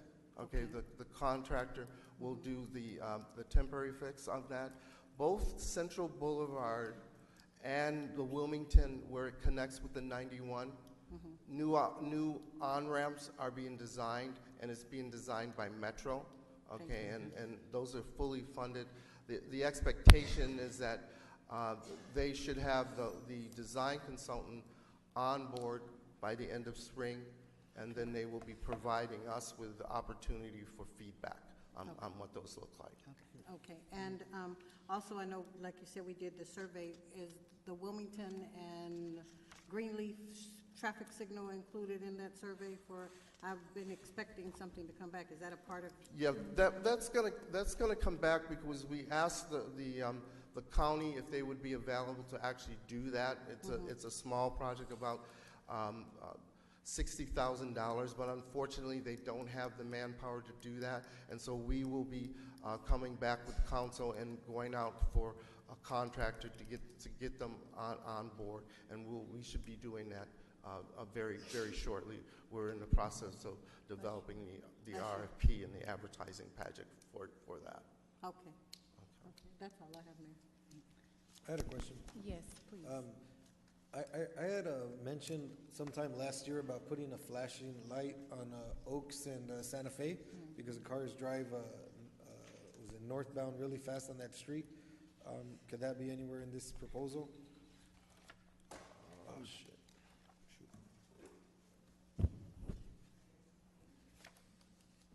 You know, I'll take a look at that. This is the first time I'm hearing about that, and so I'll have to check up what the status of that is. Yeah, just like I mean, you're fairly new. That's probably why you didn't hear about it. But I brought it up several times. Maybe you can. Thanks for taking a look at it. Yeah, I'm assuming that it's in that group of intersections that Wildan is studying for us. But I will check on it, find out the status on it, if it had legs or not, and get back to you, council member. Thanks. And then I heard you also mentioned some street signs being replaced as well as part of this? Yeah, we're going to replace the street signs in two areas where we've actually developed a 5-year plan to replace the street signs. In addition, whenever we're doing any type of road work or street work, that's going to be included, the sign replacement will be included in there. So you're going to be seeing sign replacements twice, one as part of the project and the other, the citywide sign replacement. Included in that, does that include the stop signs and the no parking signs, or just the name of the street? It's all the signs. All of them? Okay. Yes. So when we do a street, it's a clean job. Stop signs, regulatory signs, no parking, names of the signs. When we're doing the program, where we're going by districts, and we're spending $125,000 per district, we will prioritize it. We'll come back to council and get direction that we plan to prioritize it by, worn out names, street name signs, kind of important for response, and then your stop signs, kind of important for traffic, and then your street sweeping signs. Thank you. Well, first, thank you for the presentation. That is comprehensive, and I know that it took a team to put this together, so thank you, Cecil. Thank you, our city controller, and all of your staff that helped to provide this information to the council and to the community. For just looking at the fund balances, I know historically the city has had an issue just utilizing some of our special funds that we've had from Prop A, C, and various gas taxes. And so what is the strategy to get these RFP out in a timely manner? Because I see a lot of RFPs are underway or in process, and we know that if these RFPs cannot be noticed, then we can't begin the work. And we obviously have the money, and so how can we get these RFPs completed? Okay, currently we're working, I have 2 members, myself and a project manager. We're working on the language and the scope of services for the RFPs, and we're hoping to be able to turn out 2 per week. Last week we were able to get 2 out, and our expectation is to try to get 2 out this week also. Okay, and some of the RFPs, like for instance the 5-year street program, that takes care of 5 projects, so it's kind of combined. So there's a little less work involved in that, but we're working on it, every moment that we available to do so. I'm sure, and I know it takes a lot of work to do that. So do you need any additional tools to complete this task? I mean, additional staff or a consultant or someone to assist with getting these completed? Internally, we're looking for help, but we don't have any other resources other than. It would take us just as long if I went out to a consultant. It would to go out to a consultant to come and to do the RFP. It would take just as long as it's just writing it. Once we've got, Compton Boulevard, very similar to Wilmington. We did Compton Boulevard, that's out. So Wilmington is kind of like, take the elements of Compton Boulevard. So it is a lot of work, but at the same time, we're working through the whole stack quite rapidly. If there is a way to expedite this, could you just inquire or just do some type of analysis? I understand it takes time to even do an RFP for the consultant, but once the RFP is completed and this person is on board, then we can expand our capacity. If there's someone working full-time just on assisting you all with the RFPs, I think that could be beneficial to getting these projects up and running. Yeah, that would be nice if we had that. But. So I would just like to support that request as we're as we're preparing this next budget cycle. Is perfect timing. To have $20 million currently on hand, we want to spend that and see that in the community. So we want to expedite that as quickly as possible. And then for the 5-year plan,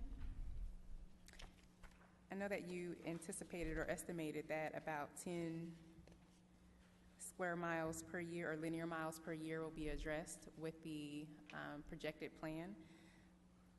And this is specifically in reference to the residential streets. So how many streets or a ballpark estimate of streets, residential streets, will be addressed with this current plan per year? With the current plan, it will be over half of the residential streets. Okay. Okay. So there's about 90 miles. The expectation is that we should be able to accomplish 45 miles, and these will be your worst streets that Okay. we have out there.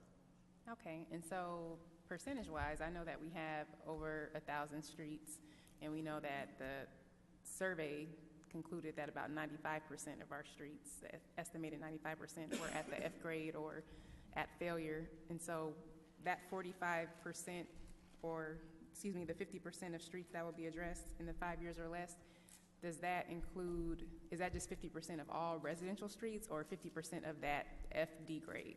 It's the residential streets that were either poor or very poor. Okay, I just want to make sure I have my facts correct. Yeah. Thank you. On that, it doesn't. The majors are addressed separately. Okay, and there may be some maintenance done, and those are your good streets where maybe it's time for slurry seal. But again, the bulk of it, the activity is going to be taking a look at the poor and very poor streets that have failed. Okay. All right.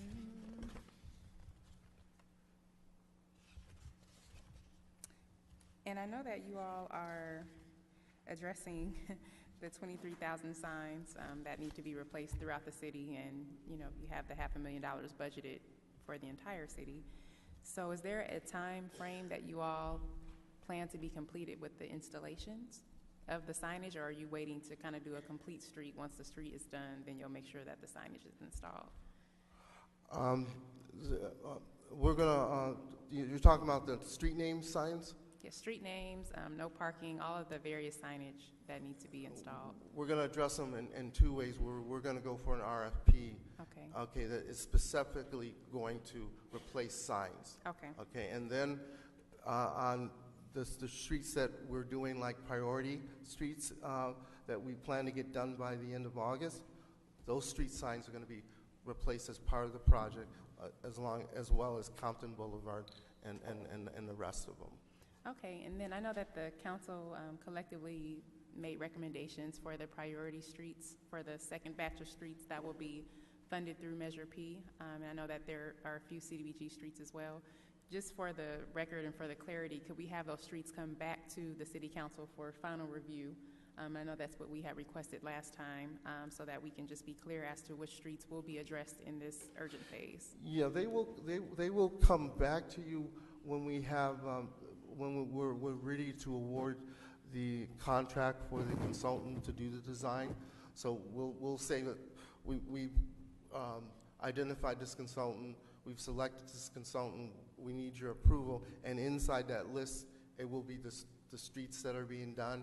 But prior to that staff report, we'll circulate, to refresh everyone's memory on what were priorities in case the priorities change or in case we missed one of the streets. Okay, we just want to make sure that we see them before we get to the point where you're getting ready to award a contract. Yeah. Because so we're not going to design them and have them all ready to go to bid without coming back for direction. Okay, we just want to make sure that we're all on one page, because I know that there were various streets that were addressed throughout all the districts, and then there were some like secondary circulation streets that we wanted addressed, like Murr and some other streets. So just making sure that we're all on one page with these streets. Okay. Thank you. Thank you. Thank you very much. Thank you. And Mr. City Manager, could you also just make this available on the city's website for any folks that want to download it? It's there now? Thank you. So for the members of the public, you can also download this information. This is available for you as well. Thank you. Madam City Clerk? We're at City Attorney's reports. Thank you. Madam Mayor, City Council, we are proposing a few closed session discussions for this evening.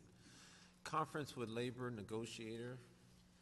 The organizations affected is ASME Local 2325, Compton Firefighters Local 2216, and non-represented employees.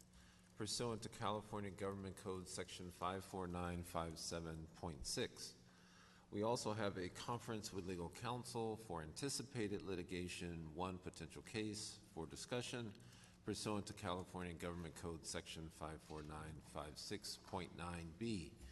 Requested a motion for closed sessions this evening. So moved. Second. Discussion? Roll call? Councilperson Galvan? Yes. McCoy? Yes. Sharif? Yes. Mayor Brown? Yes. Item number 5 under new business is a resolution of the City Council, City of Compton, supporting the Veterans and Affordable Housing Bond Act of 2018 that will authorize a $3 billion general obligation bond for affordable housing and $1 billion for veterans housing. So moved. Second. Discussion? Yes, please.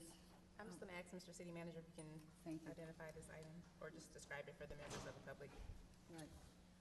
Mayor and Council, this item is before you to offer support from, as a city council body, on a statewide measure that will put forth the general obligation bond to raise money for the Veterans Housing and Affordable Housing Act of 2018. It is not a bond for the city, and it simply supports a statewide measure. Thank you very much. Thank Any additional discussion? Roll call?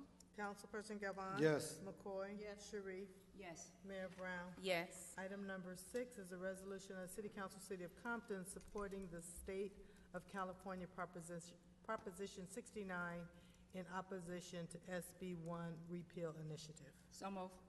Second. Discussion? Mr. City Manager? Mayor and Council, this item is brought before you just to support the retention of SB 1. There's an effort afoot to repeal that Senate bill.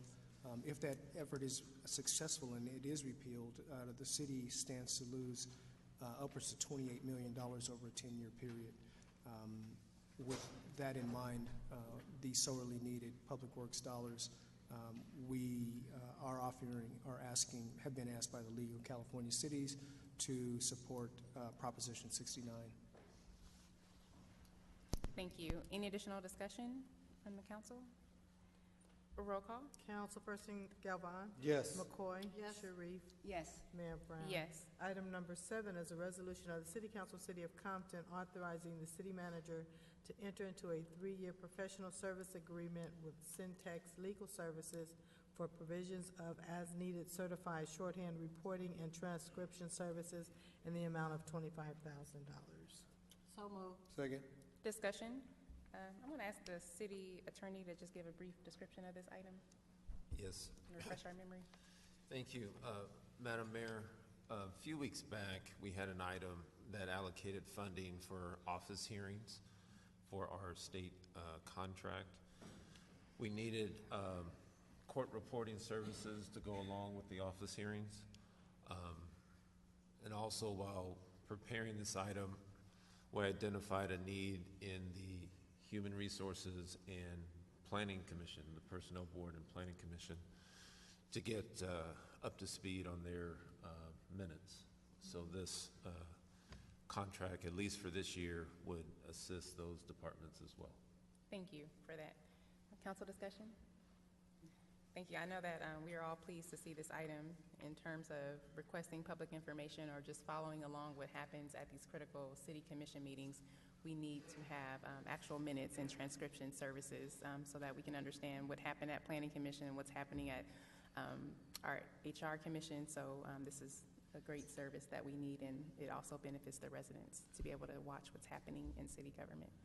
Madam Mayor? Yes, sir. I'd also like to add that this item represents a competitive bid in an area where we haven't had a competitive bid prior.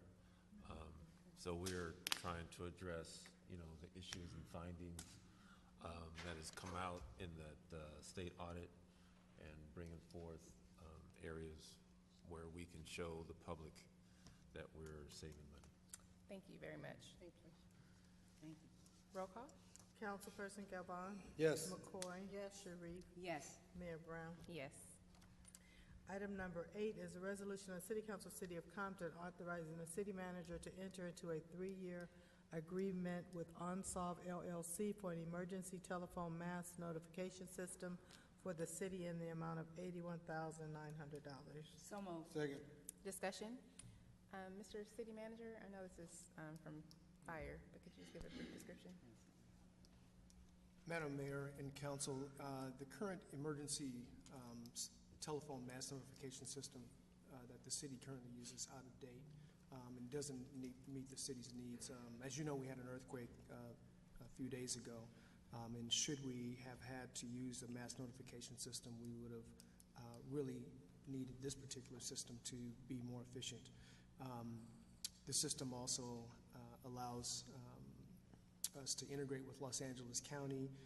It additionally also allows us to apply for federal emergency for FEMA Integrated Public Alert and Warning System that enables access to emergency alert system, wireless emergency alerts, and a national oceanic and atmospheric NOAA weather radio station and other public alerting systems. So we believe that it's really necessary for us to come into the 21st century and that our citizens should deserve the best possible emergency services available, and this brings us to us. Thank you. Thank you. I did have Yes, ma'am. Madam Mayor, thank you. I'm just wondering here because I'm looking at the different people that that sent in proposals. Could you tell me why Alert Sense was not chosen over the Unsolve? Because the Unsolved system actually provides a wider array of services. Even though they're a little bit more expensive, they provide a wider array of services that suit our needs. They're just a more robust system that integrate better with the other systems, particularly LA County and the federal system. Okay, thank you. I agree with that. Thank you. And also for the record, this item was also sent out to bid, and so the city is following our protocols. Any additional discussion? Roll call. Councilperson Galvan. Yes. McCoy. Yes. Sharif. Yes. Mayor Brown. Yes. Item number 9 is a resolution of the City Council, City of Compton, approving an amendment to the fiscal year 2017-18 budget to include funding for community development block grant CDBG subrecipients. So moved. Second. Discussion. Mr. City Manager, could you just give a brief description for the residents? Yes, ma'am. As you all know, the Community Development Block Grant also provides funds to subrecipients. They are generally community-based organizations that are selected by the council and the FGAP group. When we put together the budget, we looked at the quarterly review and realized that the funding that was allocated had not been put in the budget. And so in order to get the funding to the folks, we need to bring this item to you tonight. Thank you very much. Thank you. Any additional discussion? Roll call. Councilperson Galvan. Yes. McCoy. Yes. Sharif. Yes. Mayor Brown. Yes. Item number 10 is a resolution of the City Council, City of Compton, authorizing the city manager to enter into a professional service agreement with and establish a purchase order for NV5 for construction management and inspection services for the street rehabilitation project CDBG 13-01 in the amount of $171,995. So moved. Second. Discussion. Mr. City Manager? Mayor and Council, this particular item pays for construction management on the Community Development Block Grant Program. A number of streets are listed, 21 to be exact. They cover the areas that Community Development Block Grant money can cover in terms of public works projects. The ones that have fallen out of the 13-01 original Community Development Block Grant were still included, and they will be covered with Measure P funds. That item has already been pre-approved by the council. This particular item allows for the construction management of that particular project. It is a service that is used in all large-scale public works construction items. Thank you very much. Council discussion? Looking forward to this. I know this is a long time coming. This will be a great enhancement to Alameda and to all the residents that surround there. And there's always a process, it takes time, but thank you to everyone that has continued to reach out to the council members, myself, city management, and we're looking forward to clearing this site to alleviate all of the abatement issues and public health issues. And also thank you to Mr. Holyfield for staying on top of this matter as well. Roll call. Councilperson Galvin? Yes. McCoy? Yes. Sharif? Yes. Mayor Brown? Yes. Item number 11 is a resolution of the City Council, City of Compton, authorizing the city manager to enter into a demolition agreement with and issue a purchase order for Progressive Land Clearing, DBA Thomas Demolition, for demolition of structures at 1105 South Alameda Street in the amount of $37,994. So moved. Second. Discussion. Amen.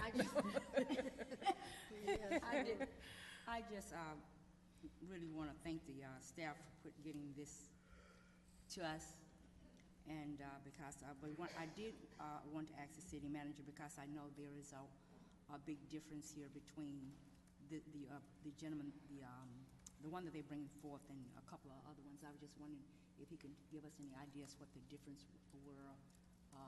Is it something different that they were going to do as opposed to these people, or anything, or is it pretty much the same work and everything? As Van Wilson comes up, who put together this product, I'll touch briefly on this item. 1105 South Alameda is formerly the old rubbish company for the city of Compton. It has been vacant for a number of years and has fallen to disrepair, and quite frankly, transients have been living there on and off for a number of years.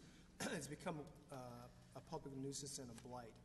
So we're tearing this particular structure down on the site and then fencing it up, so there'll be no shelter for folks, and we're cleaning the site up. The bid that was put out was bid by 5 companies. Actually, when you look at the companies that bid on the project, 5 contractors specializing in demolition of buildings, and 3 proposals were received. Mr. Wilson can speak for the company that was selected. They can't make it tonight. However, I will tell you that they were bidding on the same scope of work as all the other bidders. Okay, thank you. And good evening, Madam Mayor, members of council, ladies and gentlemen. To your point, Councilwoman Sharif, a job walk was performed with all of the prospective companies. The company that was selective, Progressive Land Clearing, provided the lowest quote of the 3. When we received the numbers back, we initially questioned just the difference between the prices. My initial estimate brought it in at about $40,000, so I thought it was going to be similar. And so my question was, one of these are an outlier. Is it the $90,000, which was on the high end, or was it the $35,000? There were a couple of questions that we always want to know. First question: did both companies, or did all companies provide a prevailing wage quote? We received answers to that as part of our diligence. Are we all looking at the same scope of work? We received answers to our satisfaction on that. We also wanted to make sure that as part of this number, the building itself contains a small amount of asbestos, and Progressive, as well as the other company, factored in for that. So they met all of our questions to our satisfaction. We are also happy to see this move forward. I want to give you some additional information, and that information relates to the time frame. So I know that if it's approved, the next obvious question should be, how quickly will this building be gone? So if this is approved tonight, there's a contractual period that'll take place. That's typically about a week to 2 weeks for us to have all of the signed agreements in place. AQMD requires the contractor to provide a they have to ask for a permit, and that permit process is about 2 weeks. That's the longest. The city has a couple of obligations. We have to make sure that we abandon the gas and the electricity. So my estimate is that the first week of next month, first to second week of next month, this building will be completely gone.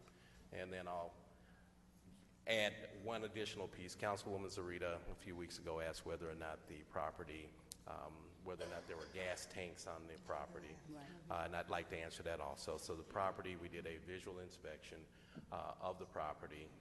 There's no visual evidence of gas tanks or fuel tanks on the property. The proposed demo is we're going to knock down the building. There's no subterranean excavation going on. It's done, again, for the purpose of abating a public nuisance. Okay, thank you. Okay. I'm glad you explained to me how long the process, because I was going to probably call you in the next couple of days and say when they tear the building down. But I really want to thank the city manager, and I really want to thank Van for them being really focused on trying to make this happen and get this done for us. And I want to thank our city attorney, because he really worked very hard to make sure this is on the agenda. So I really thank you, Craig. And I just want to thank all of you guys, because this is something that is really been an issue there with the community, and I know this is really going to be something that they're very happy is no longer going to be there once this building is torn down. And because it's been taking almost a year for us to get this done, because we had people living in the building, and it was so unsafe because things was pretty much falling apart. And there was a concern that there would, someone getting hurt there. So that's when the city manager said, let's move forward and get it done. So I really appreciate you guys' support. Thank you so much. I have one question. Yes, ma'am. Mr. Wilson, Yes. After it's torn down, how will we secure it so it won't become a dumping area? So there's existing block wall. That block wall will remain in place, and the remainder of the perimeter will be secured with chain link fencing. So it will be a, completely enclosed location. Okay, thank you. And that's included in this proposal? It is, yes. Okay, thank you. I just recommend that we consider installing a couple of cameras and just having a sign that says this area is under surveillance to deter dumping as well. The signage would not be a problem. Our only challenge is going to be there will no longer be any electric power at the location. The city manager has proposed a couple of different types of cameras that we can use, and by all means, we would have no problem making efforts to do that also. But we will, in fact, do the signage if that's your request. Okay, the signage at least, it does help deter dumping. Absolutely. Thank you very much. Thank you. Roll call? Councilperson Galvin? Yes. McCoy? Yes. Sharif? Yes. Mayor Brown? Yes. Item number 12 under approval of warrants is warrant number 244413, April the 3rd. Airline tickets for less for airline tickets to attend the Legislative Action Day in the amount of $148.26 requested by the city manager. Warrant number 244438, April the 3rd, Muni Services for utility users tax service fee in the amount of $12,770.54 requested by the city manager. Warrant number 244439, April the 3rd, National League of Cities annual membership, $7,251 requested by the city manager. And warrant number 24449, April 3rd, Victor Sanchez, DBA Sanchez Awards for plaques for various city events in the amount of $1,102.50 requested by the city manager. And warrant number 244468, April the 3rd, Clark Contracting for emergency sewer repair in the amount of $36,599.14 requested by the Public Works Department. Total amount of warrants $57,871.44. Madam Mayor, I did have a question. May we have a motion? So moved. Oh, I'm sorry. Second. Second, okay, discussion. Thank you, ma'am. I did, on item 244413, I wanted the city manager maybe to just try to give them a little brief synopsis in regarding that, because they were saying there is no backup material here, and there, from what I can tell, there is information from the airlines, but there isn't anything else, so maybe he can explain that as the reason why nothing else is attached on that particular item. Thank you. Mayor and Council, that's this was for legislative travel, and Councilwoman Sharif is on she's appointee to a body that reviews legislative actions and new legislation. And this item came before us relatively impromptu, but we were able to get her to the meeting on that particular date. It's you can see it's like a one-day trip.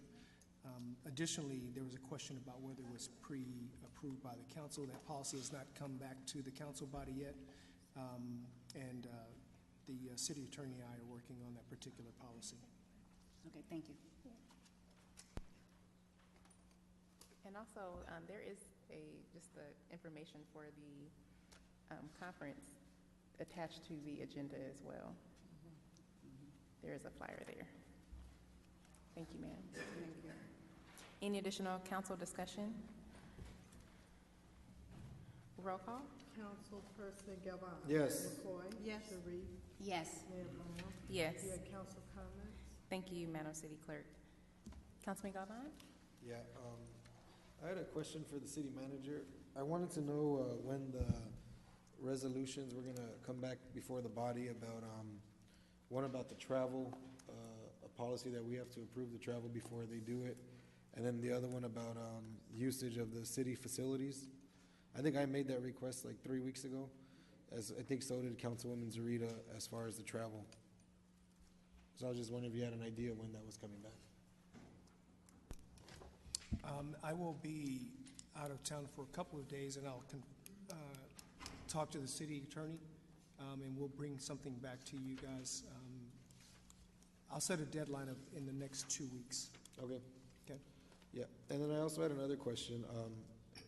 I probably should have asked the Public Works Director when he was up here. I know that we have an issue with, well, I'll talk about my district alone. I know in some of my parks, people throw trash on the floor. I know that there's graffiti.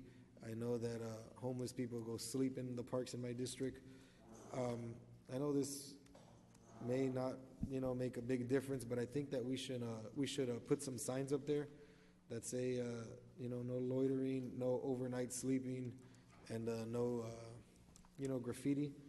I made that request maybe 3 years ago, because somebody said that we should have signs up there so people won't have an excuse that they didn't know, which I thought was, weird, but I want to see if we can get those signs up there soon. Okay. I'll talk to Marvin and Van Wilson about that. Okay. And then also, do you have an update on the Wilson Park basketball gym? I got today actually some young kids went to my office and asked when we were going to open the gym. So I was wondering if you had an update on that. Mr. Wilson, do you have anything available you can talk about on that? The facilities are actually maintained by General Services. Okay. And so I'll have Mr. Wilson come up and touch briefly on that.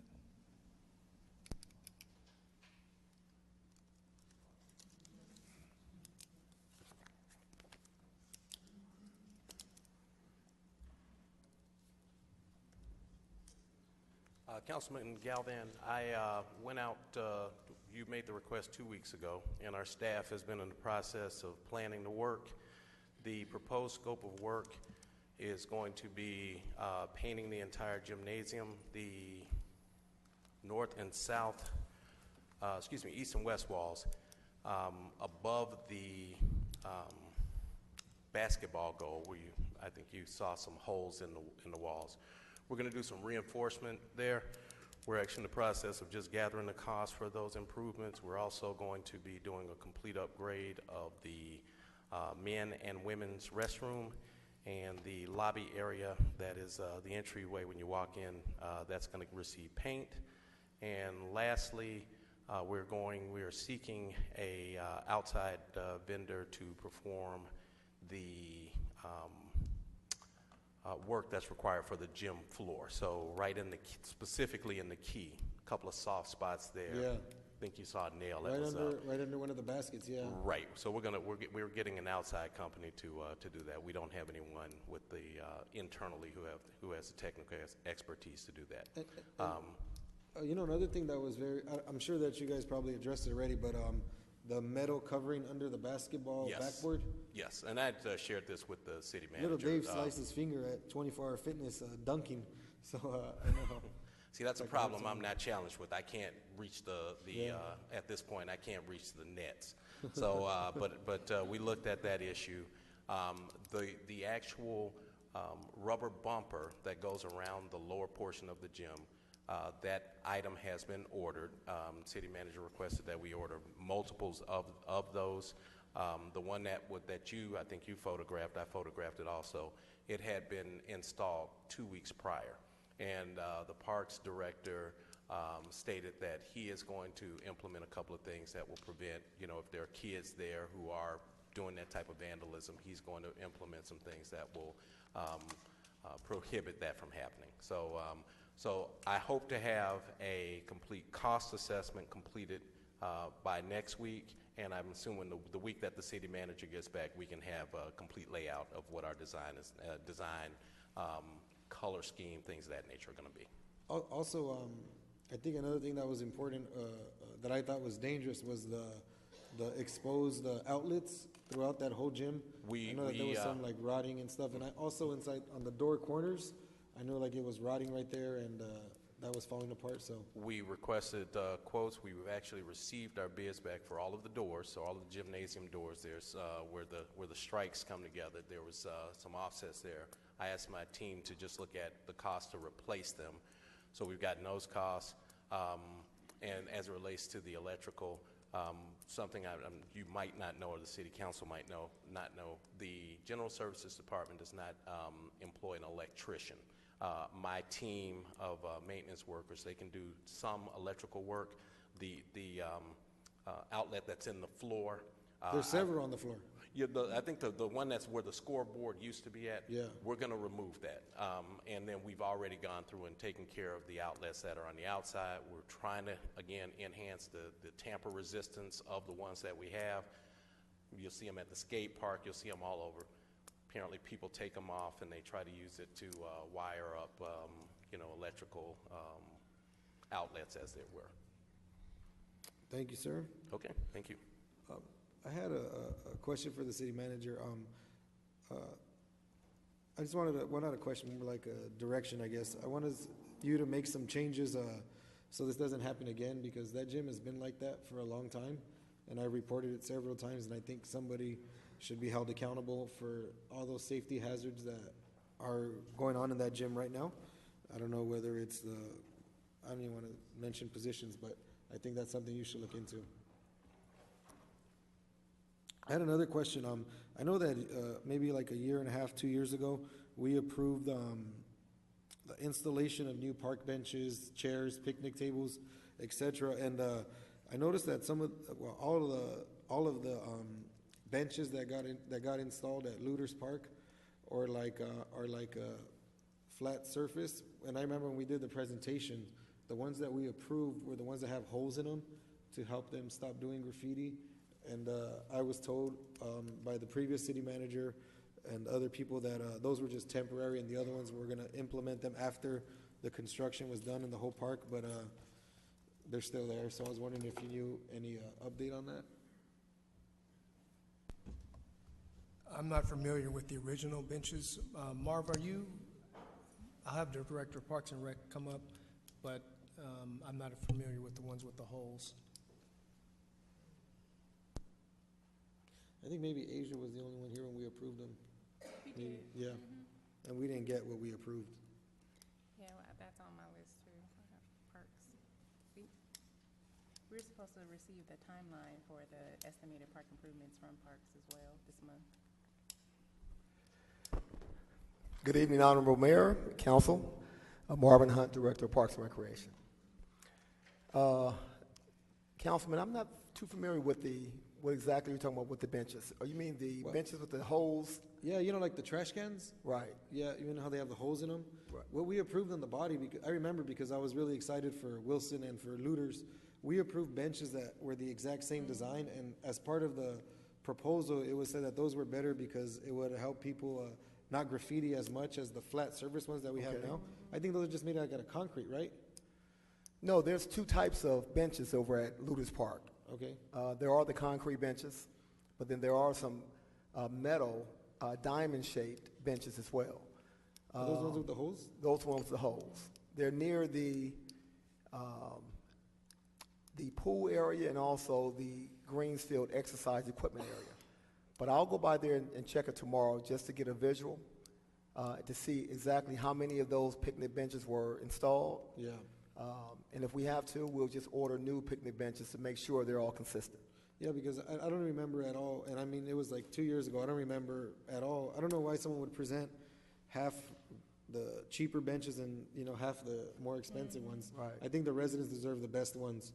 So maybe the city manager can make sure that we get to the bottom of it and make sure that we get what we approved on the body, because that was, you remember, Marvin, that was a part of the presentation that they did and everything. Right. If my memory recalls, the original equipment was purchased in 2014. Yeah, and it was locked in a gym somewhere, right? Right. For years. Right. That equipment was purchased by CDBG funds. We did do another presentation, the entire park improvement presentation, where we did illustrate a different type of bench that we wanted to use at all the parks. But that was after the equipment was already purchased. So what I'll do tomorrow, I'll just go out, do an assessment of Ludus Park, and we'll just make sure everything is consistent. All right. Okay? Thank you, sir. Also, since you're up here, I had another question. I know that it's getting closer to summer. How are we right now with the schedule for the pools, as well as the search for lifeguards to volunteer in those pools? And I'm glad you brought that up, Councilman. We've already started the recruitment process for all of our summer aquatic positions. The pools both at Ludus Park and Gonzalez Park, they will be ready, operable, ready for the opening day of May 28th. And we're just working with HR Director right now to fill all of our vacancies. So we should be ready to go in When's the full start swing date? for May 28th. May 28th? Yes. All right. Thank you, sir. Oh, you're welcome.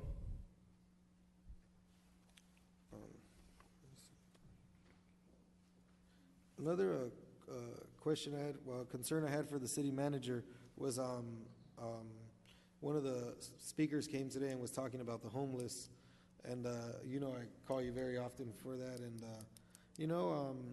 I think that we have to protect our kids, and it's really frustrating to me because you feel compassion for the people that are living on the streets and living in our parks, but I've said this many times up here. I don't think it's fair for our kids to grow up thinking that's like a normal part of life. I don't think it's fair to have our kids' safety in danger by having these homeless people, congregate right there at the parks where they're supposed to play. A lot of times, kids go to the park without their parents. You see maybe like 200 kids at Ludus Park and maybe, 15, 20 adults there because, kids walk to the parents send them to the park to play, which, they're supposed to do. Kids should be able to feel comfortable enough to go to the parks. I was wondering if you can do, hopefully before you leave, if not, when you come back, a sweep, and move them out of the parks. Councilman, I'll explain this process again to you and to the listening audience. They have civil rights protections, and so we try to avoid lawsuits like the one you see happening in Orange County. So when you make these requests, I call out our community-based organizations, and we give them a 72-hour notice, and they contact them, try to find housing for them, and then after that 72-hour period is up, then we go out and move them and then clean up after them, and about 24 hours after that, they're back. So I can direct that. You just directed it from the floor tonight, so we'll start that process. I'll email the community-based organizations tonight before I leave.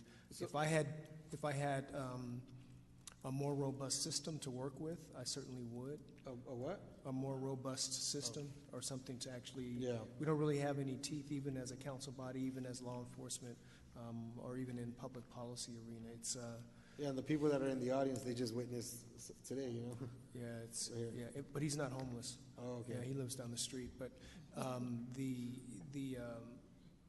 it's a very frustrating issue, and it's a public policy issue amongst a lot of communities here in the state in particular because of our warm weather. Yeah, and I know that I call you a lot too because the business owner on Long Beach Boulevard complains because they have a whole encampment right next to his business, and he thinks it's costing him business right there and stuff. So I think it's something that we really have to address, and I don't know if we can do it with the next round of CBDG funds that we can give to an organization that helps the homeless in Compton and stuff. So I don't know if that's a possibility. We're already paying the PATH folks come out of the gateway cities. So the organizations that do assist are funded. Again, I guess so everyone understands, the biggest issue is forcing the homeless to take shelter, forcing them to go into rehab, or forcing them to take psychological medication. Those are the biggest problems with public policymakers such as yourselves in dealing with the issue. And the other guy got smart too. The one on El Segundo in Alameda, he moved to the other side of the street, which is L.A. So we can't tell him to move no more. Well, we actually can do that because the neighboring station is still sheriff's area. That man, his name is Mr. Ledesma. He has been contacted many times. The folks from the community-based organization have spoken to his family. And apparently he has a history of actually having employment in the area.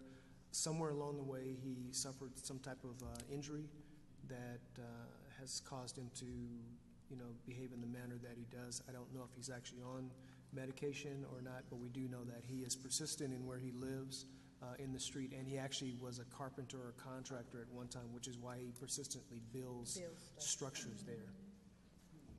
Wow. Okay. I also wanted to make a recommendation. I should have told the Parks and Recs director when he was up here, but I know that there's a routine where they go and clean the parks, whether they mow the grass and pick up the trash and stuff. But I think that there's one thing that they have to that they should start cleaning as well, and that's the water fountains. Yesterday, I was at one of the parks and I seen a homeless lady washing her dirty underwear in the water fountain. So there's got to be a way that we sanitize that daily to make sure, because our kids go drink the water right there and stuff, and I think it's unfair. I would even say that just get rid of them, but I know that we need them because it's hot and they're playing and stuff, but it's very unsanitary, so maybe there's something we can do. Okay, general services are the ones who clean the trash and change the receptacles and clean the bathrooms. So Mr. Wilson is in the back, and then the mowing of the grass and things like that are done by Mr. Hunt. So they heard the direction. I see them nodding in the back. So we'll actually sanitize and bleach the bathrooms as well as the water fountains. And then also I was wondering if we can write some kind of letter to all the recycling plants in my district on Alameda, because I noticed around there that's where people they pick up like mattresses and couches and stuff, and they take out the metal, then they just dump the wood and the other materials because they can't get no money from it. So maybe we can have them write a letter and let them know to post some signs up there, letting the people that are doing that know that if they get caught, they're going to be prosecuted. And do you have like maybe you can bring back an update like on how many tickets we give to people caught illegal dumping? Maybe we can do like a presentation here at the council. The illegal dumping issue, to catch people doing that, we don't really have code enforcement working in the evening hours. But I will bring back, we did purchase some items for the Sheriff's Department, and I will have them do a report when they start those operations. Yeah, and I think also common sense too would, there's certain days in certain areas of the city where the trash gets picked up, so maybe it would be good to do like some stings like they used to do for the prostitutions on Long Beach Boulevard, if it's trash day and by district, then maybe do some surprise stings right there to catch people dumping the trash, because it's got to be the same people doing it over and over again, because the trash is always in the same place. And in 5 years, I don't have no memory of anybody ever getting a ticket, so maybe that's something we can work on. Okay. And also I want to report the thrift store on Long Beach Boulevard right across the street from the Walmart. It's always riddled with graffiti. The windows are all messed up. I always thought it was abandoned until I was walking on that street on on Saturday, and I seen it was actually open. So maybe we can send a code enforcement there to give them some citations so they can bring their building up to date. The thrift store at Long Beach and what's the, I would say Long Beach and maybe Arlington or Pine. I think it's Pine probably. Do we have like a code where like the business owners are supposed to maintain their own businesses? yes. Maybe we should start enforcing it and giving out tickets and stuff so we can get it fixed. We actually do that, but that question has come up before in the past about the consistency of that. Small businesses have complained that it's almost a financially onerous position to make them clean up graffiti in some areas that are graffiti ridden. So we tend to provide that service for them. But if this body so decides we're going to enforce the maintenance on the property owners as well as the businesses, we can do that. But I will tell you that some small businesses can't, it's a burden to do that, as well as some of the residents. Many of these residents are elderly and can't afford to go out and paint over their graffiti. Plus, painting over the graffiti is actually dangerous because the gang members intimidate them and/or we've had our own urban graffiti folks intimidated or attacked by gang members while they're cleaning. So we can do that if you like. Yeah, I wasn't talking about the residential homes. I was talking about more like the businesses on the main streets, like Long Beach Boulevard, Compton, that, for example. Okay, we'll cite the businesses on those streets. Also, let me see. Also, I noticed that those taco trucks in my district on Rosecrans are starting to pop up again. I know that that's hard for us to ticket them because code enforcement goes home at 6 o'clock. I was wondering maybe we could bring back a policy to make it legal so that way we can get some kind of revenue from it or something like that, like designate a certain area to have them. Councilman, it's already illegal when we do special operations. Can you say that again? I didn't hear you, I'm sorry. It's already illegal. Illegal? We do, yes, it's a municipal code violation, and we do special operations periodically to cite them on the weekends. We can step that up if you like. Yeah. No, but I mean, is there any way we can bring back a resolution for the body to consider making it legal for them to do Making that? it legal? Oh, legal. okay. Making it okay for them to do that. To have the taco trucks? Yeah, in things like certain that? areas, in certain times of the day or night. I mean, you could always bring it back and the council could support it or not support it. If that's your desire, we'll bring an item back. And maybe like with the study of how much money it'll generate for the city.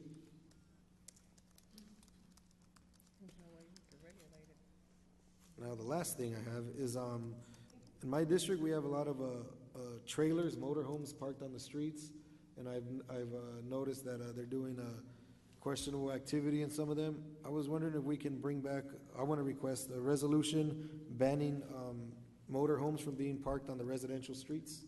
I don't know if we already have that in place. But if we don't, I would like to bring one back so that way we can, that way we don't have to wait 72 hours. They can just tow them right away. There's a no overnight camping ordinance we have already. Okay. No overnight camping ordinance, we have that in place already.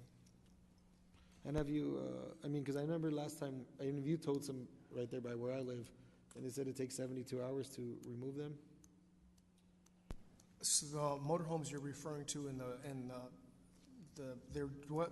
they're homeless dwellers in vehicles. So they're people who live in motorhomes and in vans and cars on the street. That's what you're really referring to. And we address them in the same manner that we address the homeless. We give them a 72-hour notice and advise them to move their vehicles, and then we do the tow operations after that. So we can cite them for the illegal camping issue. I think the problem arises in the teeth of that citation, whether they honor it, if it turns into a warrant. The sheriff's department will come pick them up. They'll be back out in 24 hours. We'll tow their vehicle, and maybe that'll work. It hasn't worked so far, but Where do they keep getting them from? I've heard a rumor that some of the motorhomes come from the actual salvage yards. I have no idea because I've never seen so many motorhomes in my career out there, especially in the county areas. Because I know just back here on Willowbrook, that area, it's my district, and there's a whole block of them right there by the tow yards. On the street, people just living there. That's on Oris over there. Yeah. Exactly, and the tow company won't take them. The county's working on an ordinance now to try to help them out because they carry propane, they have hazardous material, they have needles, they have human waste. I think some of them are using them to sell drugs out of them. Probably, right? Maybe. Possible. Anything that's happening in a house is happening in a mobile home. All right. Thank you, sir. And that's the end of my comments. Thank you. Councilwoman McCoy? Thank you, Mayor. Mr. City Manager, I would like I have a mobile home on Rosecrans that I've reported several times. It's right off Central, and it's kind of parked right in the cutout right there. And it was moving from place to place. Now it's just camped there, so I guess they think that they're hidden or something. So could you send someone to look at that? And then I have the Burrell McDonald Park. I think I don't know if I requested it or not, but there's an electrical problem at Burrell McDonald Park, and so I would like, while Mr. Wilson is out doing his park inspections, please go over to Burrell McDonald. I have a town hall meeting there on this coming Thursday, and so I would like for them to check the electricity over there so that we will be able to set up properly. And let's see, I would like to request the potholes on Claude be filled. It's right behind Burrell McDonald Park, the residents over there. You got to Caldwell, and I thank you, but now the residents on Claude are saying that their street needs some patching also. So I would like you to send someone to do the patching over there. And I already talked about the 91 freeway, so that's fine. I have a town hall meeting on April 12th, 6 o'clock, Burrell McDonald Park. Please come out. The city attorney will be there talking about permit parking. We will also have someone there from, of course, the sheriff's department, and then we'll have the city manager and Mr. Wendell Johnson will be there. So come out to the town hall meeting on Thursday at 6 p.m. And then, let's see, my next event is on this coming Saturday. We'll have the grand opening of the community garden in conjunction with Greater Zion. The Greater Zion is joining with us to do a community garden. We'll have activities, hands-on gardening, healthy snacks, and more. So come out starting at 10 a.m. at Tucker Park, 560 West Laurel. And that's me in conjunction with Greater Zion Church. And then on May 5th at 7 a.m., I will be doing a 5K run down the Compton Creek. We will start at Centennial, and we will end at the Compton Gateway Center.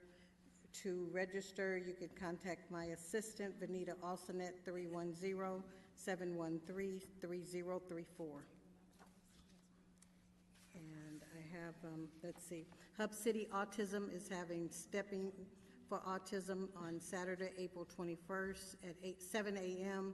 They will gather at the YAL 700 North Alameda. Anyone interested? It's Autism Awareness Month, so come out and join them. And then Walk for Life is sponsoring a Walkism for Autism on April 28th. For more information, they're asking you to call 323-303-3339 and come out and help support autism awareness. And I think I would like to adjourn in memory of Daniel Lofter. Lochner? L-A-U-G-H-T-E-R. Okay, Lochner. Lofter. Thank you. That's it for me. Thank you, Councilwoman McCoy. Councilwoman Sharif? Thank you, Madam Mayor. On April the 25th at 10 a.m. to 12, I am hosting the Compton's Quarterly Business Roundtable. And this is an opportunity to come and network with local businesses, meet law enforcement, and city staff. Our guest speakers are Allison Phillips of Prime America, Constance Anderson, and Joseph Duncan of Pacific Coast Regional SBDC. A light lunch will be served. You're all invited to come out and attend. And I was attended a COG meeting this month, I think on Wednesday. Yes, Wednesday. And we're still discussing about the I-17 freeway. And I really want to just thank the Supervisor Janice Hahn and Solis, because what they've done is that they have demanded, even though they approved Alternative C, they are still demanding that all of the early projects be done first. Get all those projects out of the way, and then they would have to come back to the board, to the Metro Board, in order for them to get approved for them to move forward for the second phase. So I'm very happy about that. Yeah, so that was good news for us. And Mr. City Manager, could you please provide a status of the tree trimming contract? I spoke with you last week, and I know they said that they were going to put signs out starting on the 3rd, and they will start work on the 5th. I'm just wondering where are we, and when will they be starting work there on Alondra? Can you, or maybe the city manager, city attorney? No? Anybody know what the contract is? The last information. Oh, I'm sorry. The last information I had was that it came to the city attorney's office. We found it. We did our signatures, and we have the deputy city attorney who's out ill. Okay. That's the last place I heard it was, but I'm not sure, Craig, if that's accurate information. I heard that today, so I don't. Contracts have been signed and out of my office. Okay, so. So the contract's already been signed? Not in my office. Oh, not in your office, so therefore, we should be looking forward to them possibly starting work pretty soon if the contract has been signed by all parties. Okay, I'll try to track it down tomorrow. Okay, So, if you would please let me know. Oh, okay. I don't recall signing. Okay. So it may be in my office. Okay. Because it comes after the city attorney. Okay, then Alita, thank you. So I'll check. I appreciate it. Thank you so much. And there are potholes on Alondra Boulevard going eastbound, and at the 17 freeway southbound entrance, it really need to be repaired. They had fixed those potholes before, but with the rain, we really need to go back and redo it because the potholes are getting really deep. So if you could get someone out there to get that done, I really would appreciate it.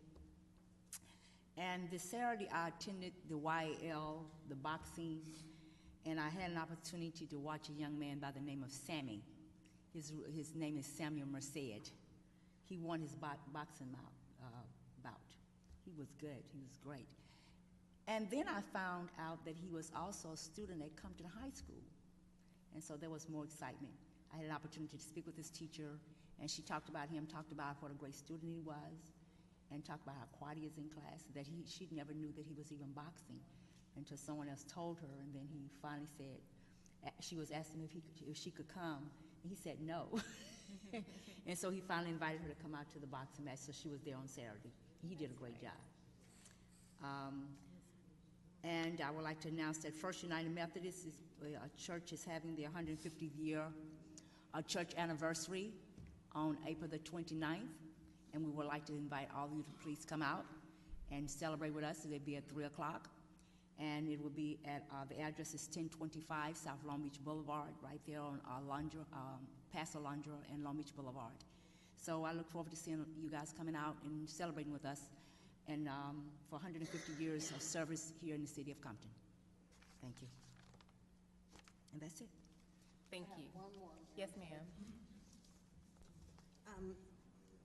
mark your calendars for May 19th, TAMS in conjunction with the City of Compton and in conjunction with the City of Compton as well as the Compton Unified School District will have a youth airfare expo and job fair.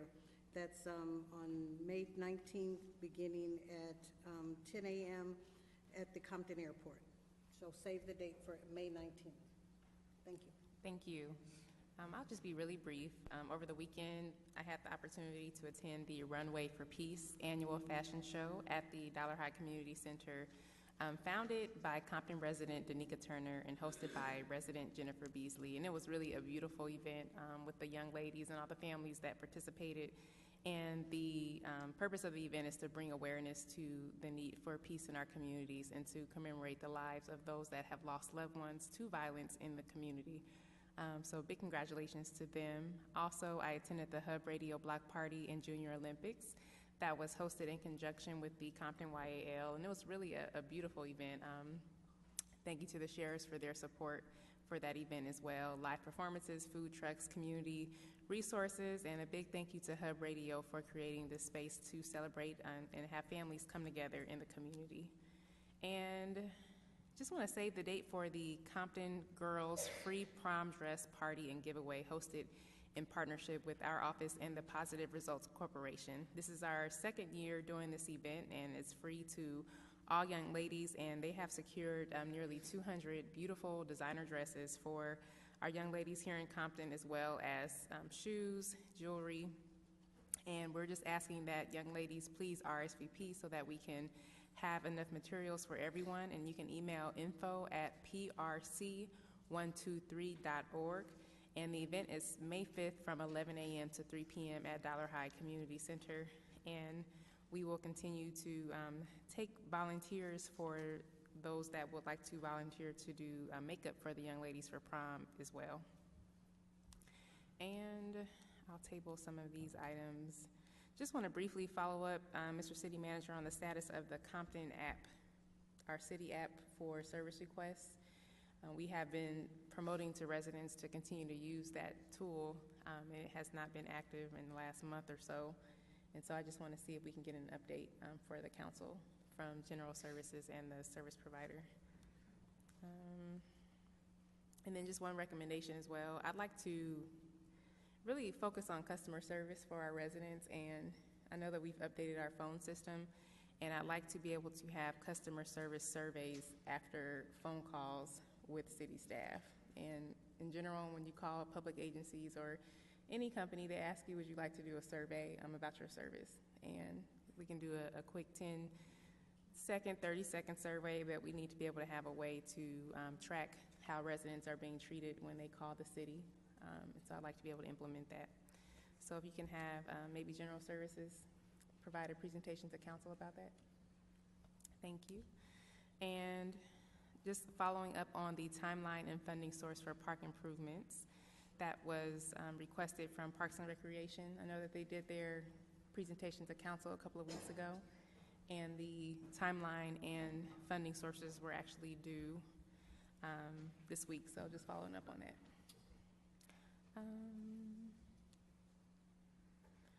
We discussed the sativa issue, so if we can just continue to track that in writing for the council, that would be very, very helpful for us.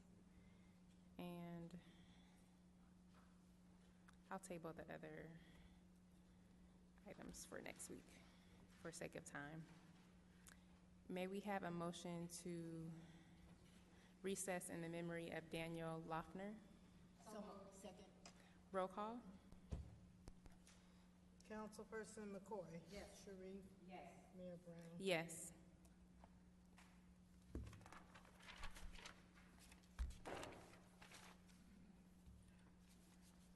It is Tuesday, April 10th, 2018, 8:25 p.m., and we will now begin the governing body of the successor agency meeting. Roll call. Director McCoy? Here. Sharif? Here. Chairperson Brown? Here. We will now proceed forward to public comments on agenda and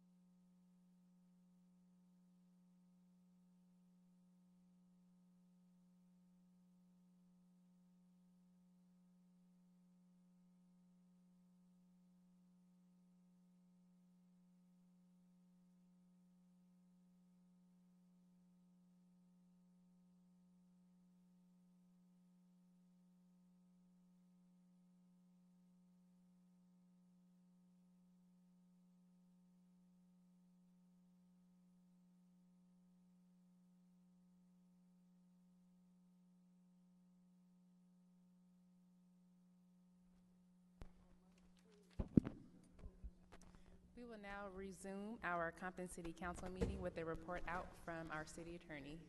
Motion. May we have a motion? So moved. Second. Roll call? Councilperson McCoy? Yes. Sharif? Yes. Mayor Brown? Yes. Thank you, Honorable Mayor, City Council. We have completed our closed session discussion.